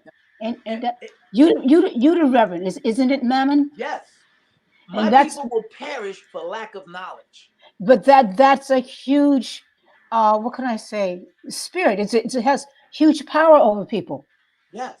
and they're under that spell, Yep. I think. Lack of knowledge, perish. No, they Let me tell know. They don't want to know the wisdom of God. They've been given the privilege of being some of the greatest evangelists on the face of this earth, and they have turned away from it. They got to know. Now, I mean, now with they somebody know. like Trump, you cannot not know. I mean, he said it before he went. What I do to women, I disrespect them by grabbing them in their private part. The guy that they leaked the tape on NBC, he gets fired. Everybody else heads roll, and this guy goes to 1600 Pennsylvania Avenue. Yeah, but Al, ever since he's been in office, he's been on tape. He never tells the truth. What does a Christian tell you Never. about that? What does that tell us about anything he's doing? And the people that stand behind him, like, come on, don't pee on my leg and tell me it's raining outside. There's something wrong. Well, I think part of what is wrong, he's got something over them, or he's got something. It's again, it's a negative power force. Because But why would you do that? You got to see, and you see, he's nobody's friend. and I think you hit it when you talked about the 501(c)(3)s and the money, because as long as I'm financially where I need to be and I don't I want don't this to care. fall, I don't then I care. don't care about everything else, and I'm willing to forsake what I And maybe know. they even tell themselves it's okay because they are preaching and telling us the truth, and they're forgetting about the fact, that I they're love it. robbing us and sending innocent people who don't know any better. They're sending them to hell. And our mandate is to seek justice and do mercy Yeah, that's our for mandate. our They God. don't forgot that. But And God is still on the throne. what? And you know what's so funny? Everybody, yo, this is awesome. This is real talk at its finest. And I have a question that I'm going to ask you. I'm going to ask Melba. I'm going to ask Alyson, and then Al, you can bring it in. But everybody, if you like what you're hearing, we're on YouTube. Subscribe to it. Push the like button. Don't be shy. Pick your finger up. Push the thumb and stop playing with my emotions. Right now, this is Real Talk Chronicles. We on YouTube. We on Facebook. If you like what you're hearing, put the share button from Melba's page, from Alyson's page, from Al's page, just in my page, hit the share button. Let me tell you something. If we share it, you don't know how far we're going to go in this world today. And all I'm doing is having real talk. But let me ask you all this question. With everything that's happening and things of this magnitude, we see so much like just like divisiveness in this world. What do you think, Melba? Alyson, I'll come to you first because I want to hear what you say. You like what do you think about the divisiveness that this president has shown this world, and then Melba and then Al, piggyback on it, please. It's a travesty that we've had to spend 4 years under this kind of under this farce. But this is what I think. When he was saying the things that he was saying and blaming it on, oh, that's just men locker room talk. All of the things, there's nobody. They're seeing it now. The powers that allowed him to take the presidency and helped him in there. They're seeing it now. That, just how much of a loose cannon he is, and would continue to be, and it could only send us into a deeper downward spiral. But if it had been anybody else, he could have never gotten on the ticket with those kind of comments. Never would It have would got have this far. never happened. The payoff to the prostitute, the way he talked in the disrespectful way that he spoke, all the snide remarks, all of the bravado and all of that thing that he brought, no one was going to go for that. But there was a reason, and they thought that they could control him, and they couldn't. He was a loose cannon. And That's now awesome. he's not only bad for the country, but he's bad for those particular people in a specific realm that thought that they want to control it.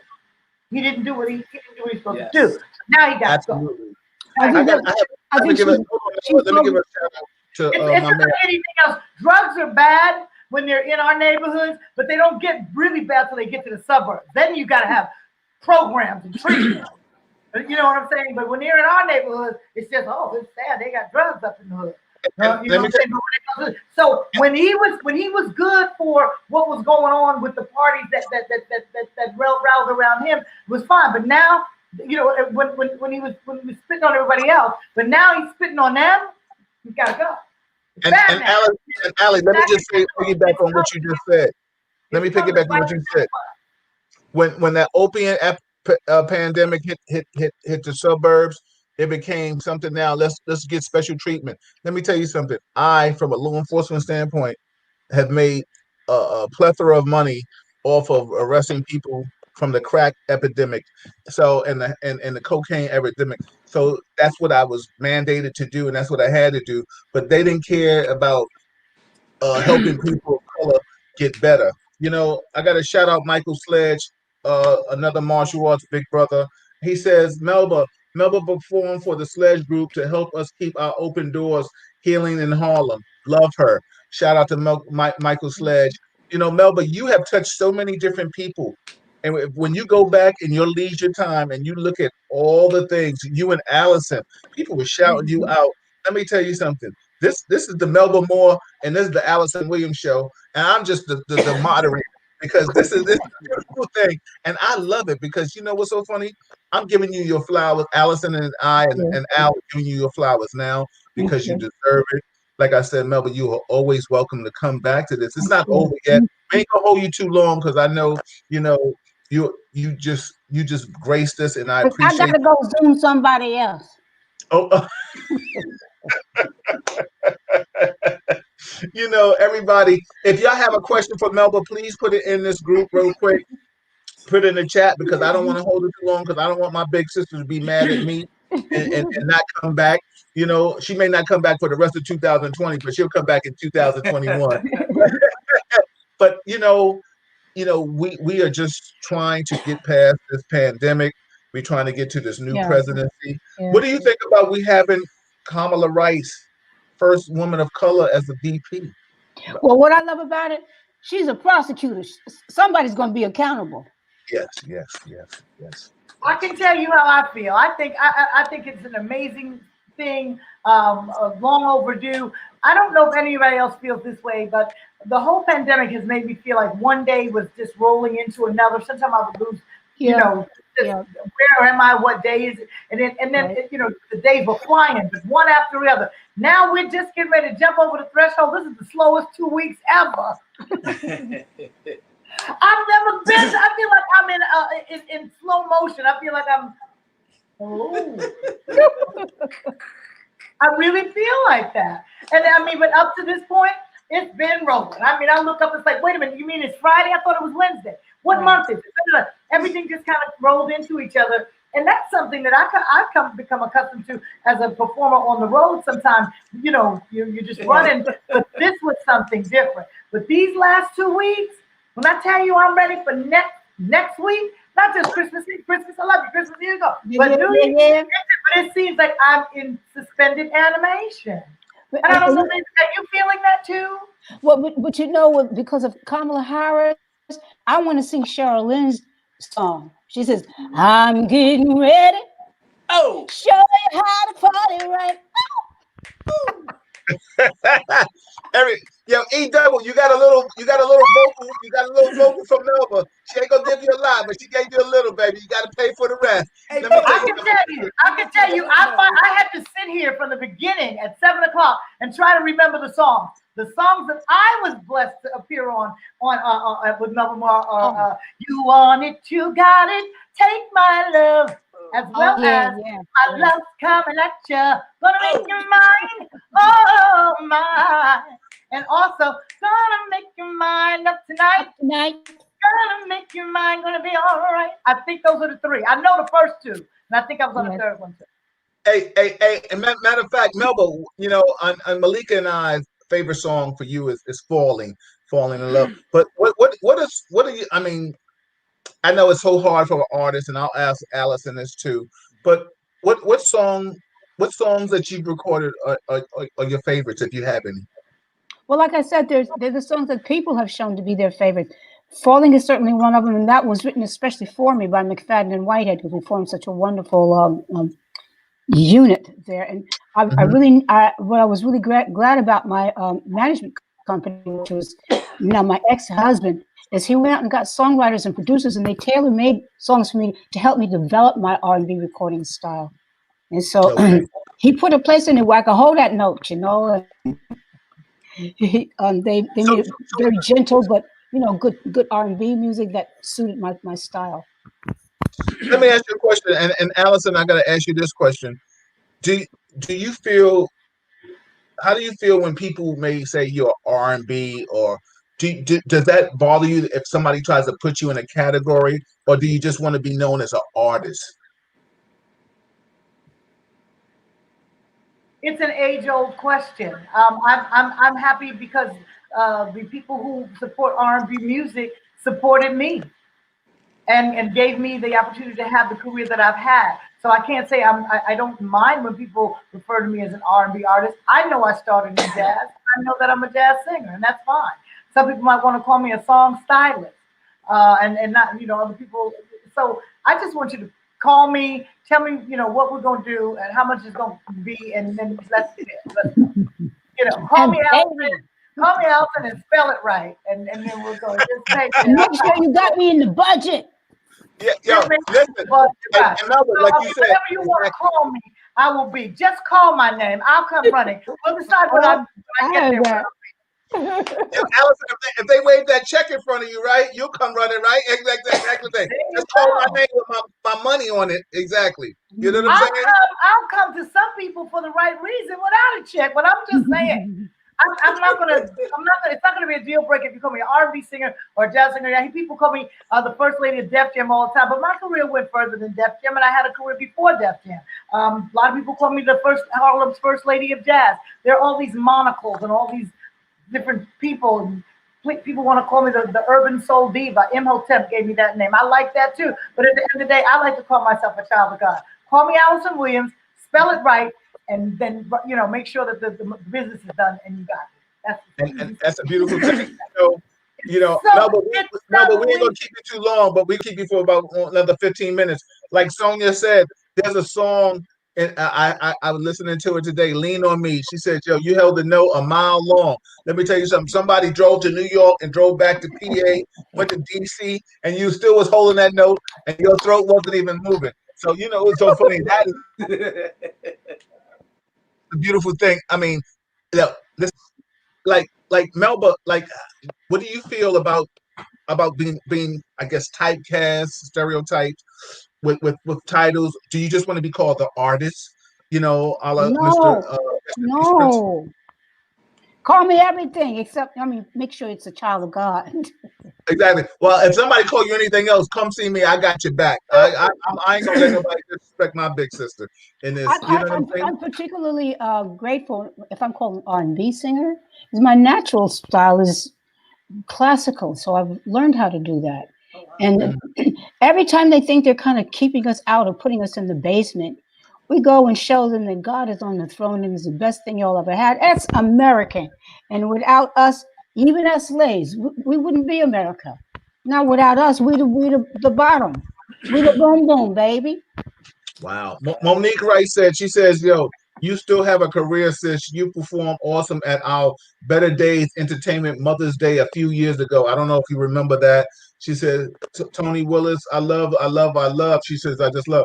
Shout out to Cynthia Burgos. She says, hey, Alyson, I love you. Cynthia is a part of the Real Talk family. Cynthia, put that subscribe, push that like button, share it under under the Facebook page. Al, what do you think about these iconic artists we have in front of us, man? Give us Dude, what? I'm sitting here like, do y'all still do gospel plays? Is there anything coming up? And can we interest you in anything? And how much has to be on that most honorable on that check? Because I'm gonna tell my wife, I talk to y'all. I think my wife is a phenomenal playwright, and she is a GM for one of the retails.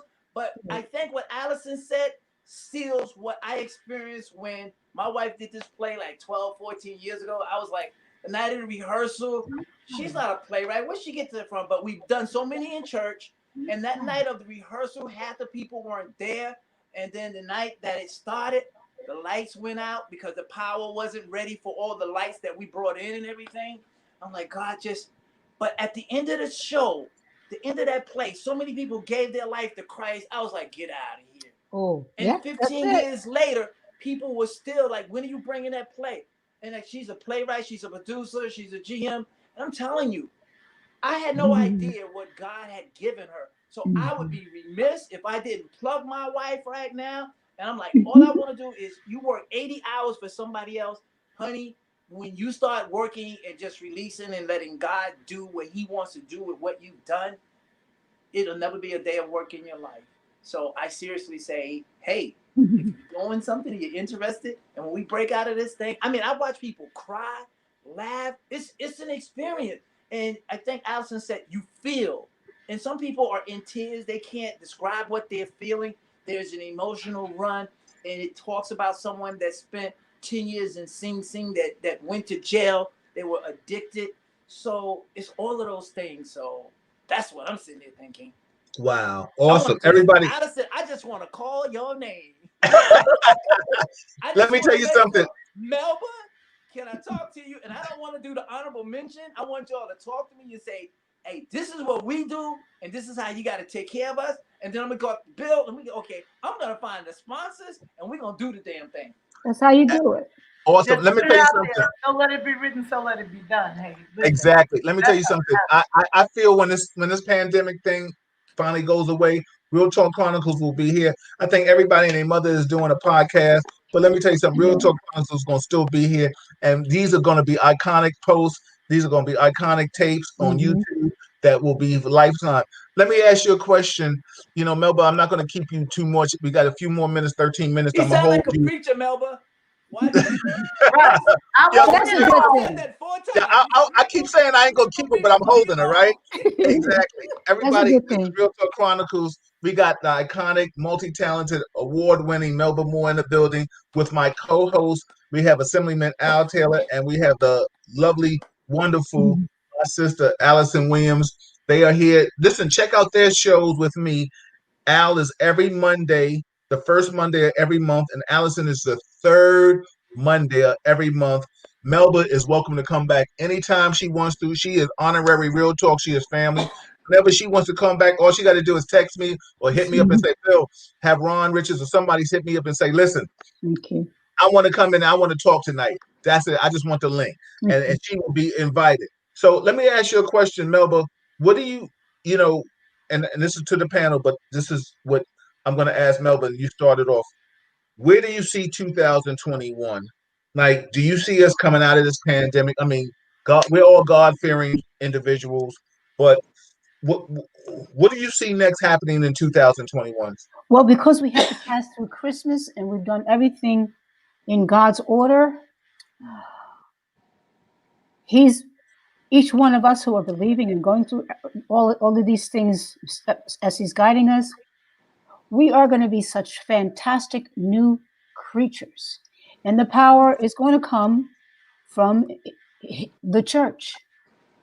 But I don't necessarily mean the buildings or just the organized congregation. We are the church.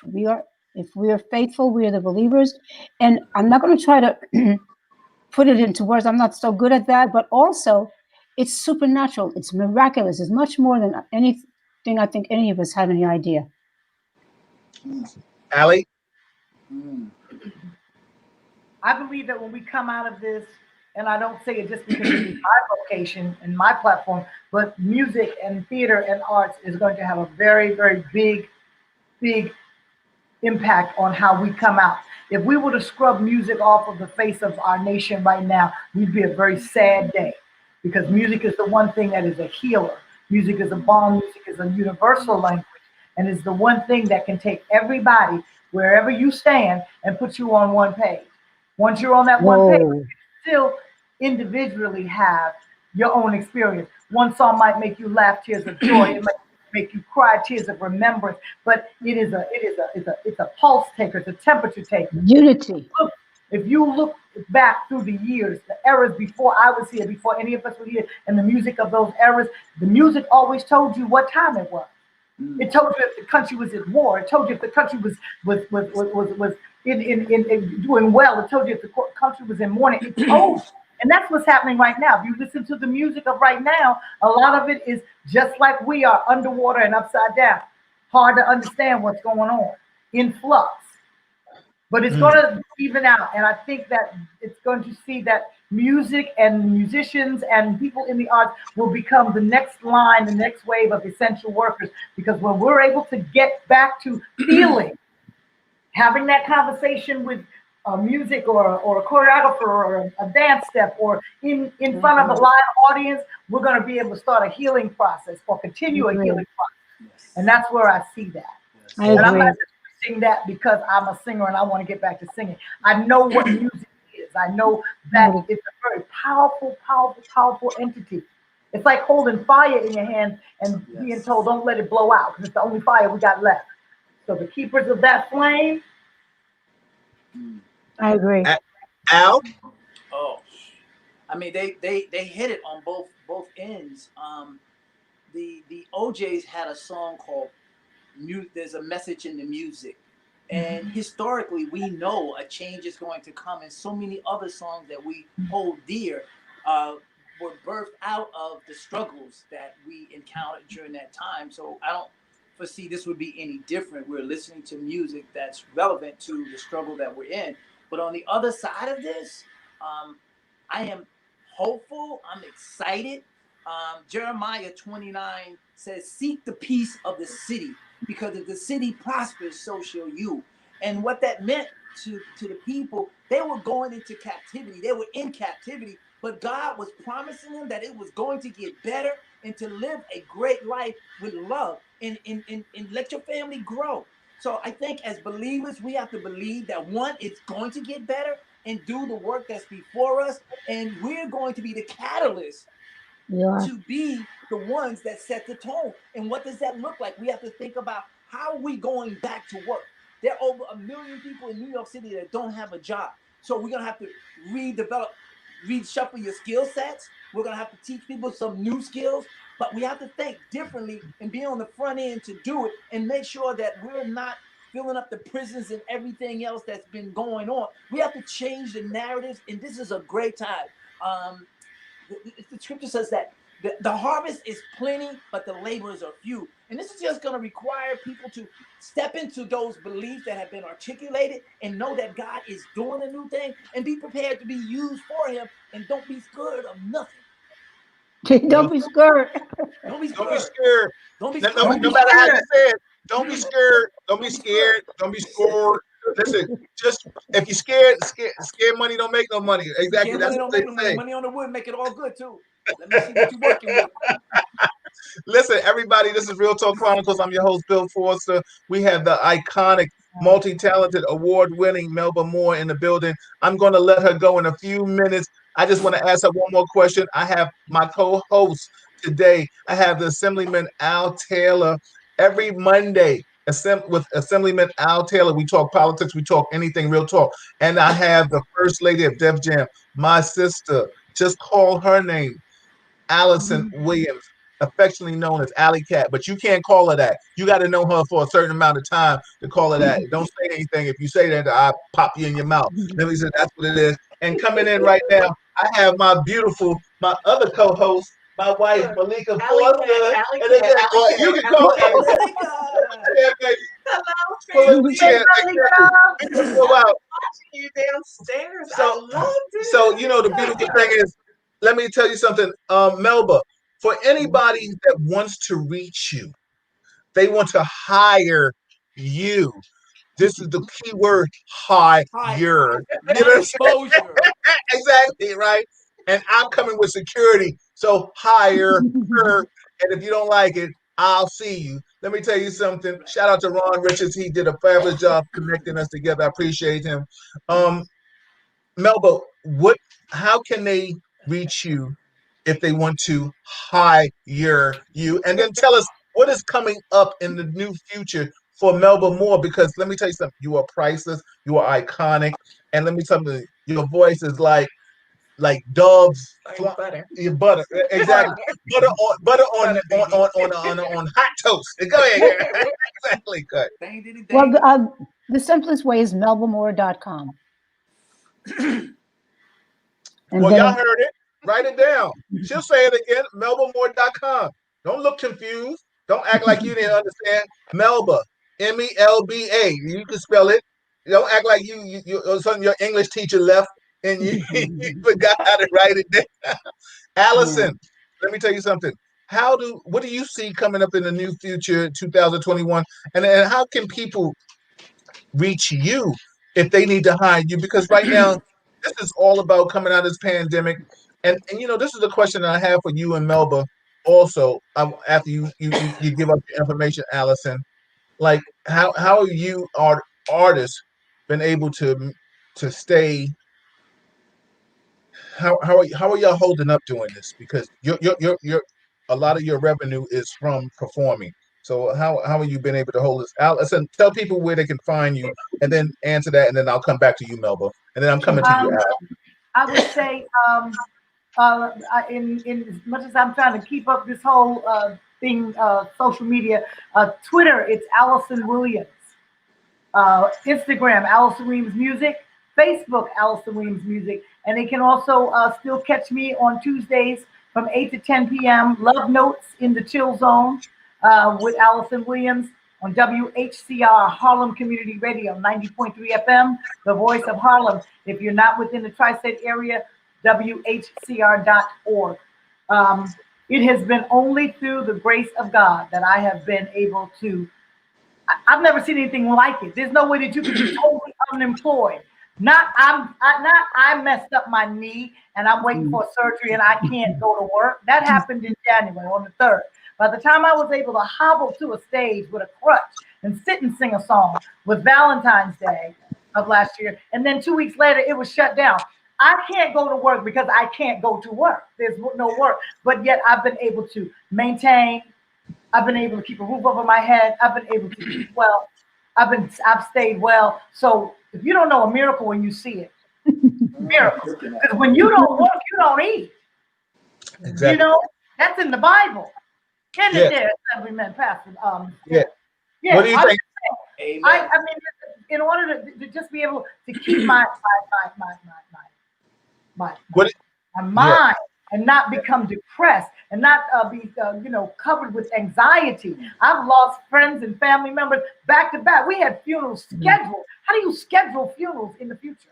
That's how people were dying. And because of the pandemic, not being able to deal with closure in interning your loved ones, saying things were really moving very slowly, and how you were able to funeralize people. And I mean, you're just looking at, okay, Thursday I got one, Friday one, and I think Sunday we're going to have a wake. It was like that. So that's got to affect you. We're all human. Right. So I've just got that. I've kept my mind. I've kept my spirit up. I've kept hope has not been canceled. And that's how I've gotten through the pandemic. I mean, awesome. Melba, it's a miracle. Melba, yes, what do you? Yes. Yeah. Oh well, I think it's the same story. There were things in the pipeline that I was working on that got canceled, but there were other things that were there, so that I have projects that are out there and ready to go. And of course, if you have a hit record and you have a successful project, it draws other success, and so it's like a beautiful vine that continues to blossom. And that only could have happened in these circumstances and situations. And of course, I'm a mature person as well as a mature artist now. So I'm thinking about how can I continue to restructure things so that not only my child or my nephews and nieces, but all of the younger generation can be set up and set in place by the projects that I own now. Awesome. And how can I show them how to do the same thing? That is beautiful. And let me tell you something. Um, Al, I'm gonna let you say something real quick, and then I'm gonna take us out on one of my Malika and I's favorite song, and then I'm gonna ask y'all all to hold off once we go offline. But listen, everybody, this is Real Talk Chronicles. I'm your host, Bill Forster, with my co-host Malika Forster in the building. My co-host. Let me tell you something. This is a co-host extravaganza. Now that's your boss. Yeah, Melba, see, there you go. Oh my God, Melba. It carries out the Say bell it now. ain't so. Say it ain't so. I ain't think so. It's on and It's popping all right. now. Listen, I'll say it. Okay. And you know, the one thing I didn't get to say, Bill, and I want to say this to Melba, all the time she was building this career and going through it, she raised an incredible young woman who we call Charlie. And I want you to give her my love. She's I a will. beautiful daughter. Awesome. Shout out to her family. You know what's so funny? Al, as a Christian, I'm gonna give you a last word, but then I want you to say, give us a prayer.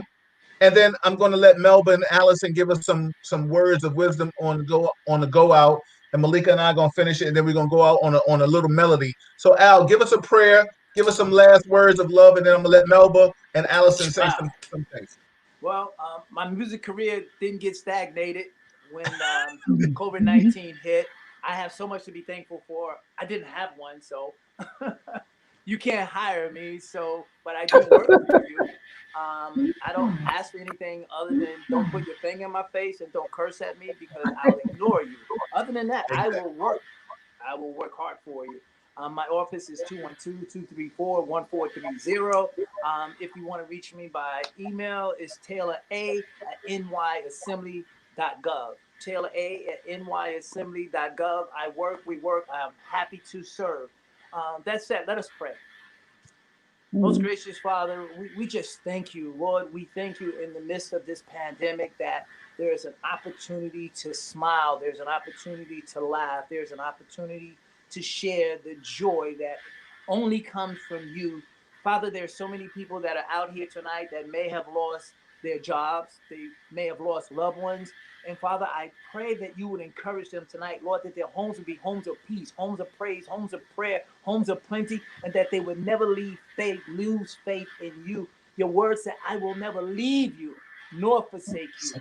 And Lord, we thank you for that promise. Lord, we thank you that your word says, I can do all things through Christ who strengthens me. I don't have a job, but you will feed me, you will take care of me. And Father, as my sister said, it's a miracle, and you do them every day for your people. So, Lord, I pray blessings upon all of those that may be sick and shed in or bereaved. But, Lord, you would minister to them like never before. Lord, that they would lose all of their fears about serving you and coming to know you as the risen Savior. So, Father, I pray your favor and your strength and your power upon each and every voice, each and every home that's represented on this communication tonight. And, Father, when we are weak, Lord, we are at our strongest in you. So we just thank you. We adore you. We magnify you. We ask this and all blessings in the matchless name of Jesus. Amen. Amen. Amen. It's beautiful, Thank Al. you. Melba, Yes. give the audience some positive affirmation. You know, you're always welcome to come back to Real Talk and Thank do a part 2 or 3 or 4 or 5, whatever you want to do. You're always welcome. You are family. You big sister, almighty. Just give people some positive affirmation on the way out, Allie, and then follow that with that, and then we're going to take it out on a little melody. Or I might let Malika say something, and then it is what it is. This is Real Talk Chronicle. Everybody, if you like it, subscribe to it. Push the thumbs button on YouTube. If you're on Facebook, share it. You got Melba. You can share from her page. You can share from Alyson's page. You can share from our page. You can share from my page too. Everybody, Melba, go ahead. Well, I'll just remind everybody that our unity is precious. It's vital. It's a great weapon. You will win if you just remember we really truly are one, and we can work at it. But we already have this, and you'll notice it, and it'll magnify the presence of the Lord, and you'll realize we've already won, because you have to focus on that, because there seems to be something always reminding you how terrible things are, and you have to recognize that. But the way that you deal with it and destroy it is your joy and your unity. Beautiful. Alley Cat. Like Melba said, it's about unity. And if we work from a place of love, hate can't win. If we work from a place of love, hate can't win. I wish you Merry Christmas, Happy Kwanzaa, Happy New Year throughout the holiday and beyond. And I wish you love and light, peace and blessings, miracles and music, and in the Christmas spirit, above all, joy. Yeah, Feliz Navidad, all that. Everybody, we're sharing you words of wisdom. Go ahead, sweetheart. Give him some love, baby. Oh, this is all love. I have to throw up my love sign, my infamous love sign. That is it. Yeah, love it back. Yeah, love it back. I love Everybody. it. It's been a rough year for all of us, but moments like this are priceless. So thank you all for sharing your stories, your good vibes, your energy. We needed this. We need more of this going into the new year. So that's all I got to say. And design interactions and soft Design illusion. interaction. We're rocking and rolling, baby. Exactly, baby. I want to hear some good music. Come on. Oh yeah, if you have, go ahead, tell them about the website, tell them about Soft Illusion. We going out, everybody. This is Real Talk Chronicles. This is what we do. We going out on the iconic, the legendary lady. Award-winning. Award-winning.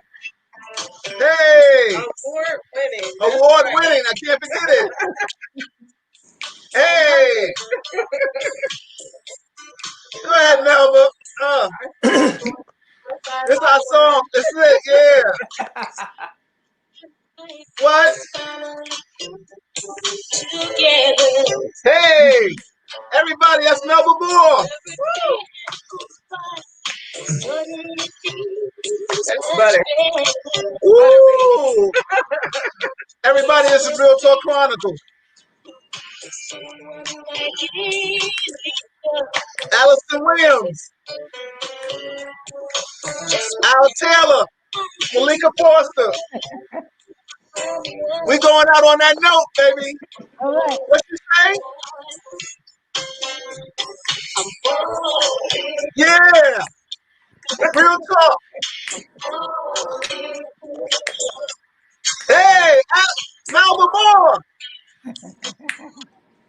We love you. Love you back.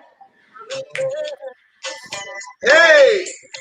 Good night, everybody. Stay on, y'all.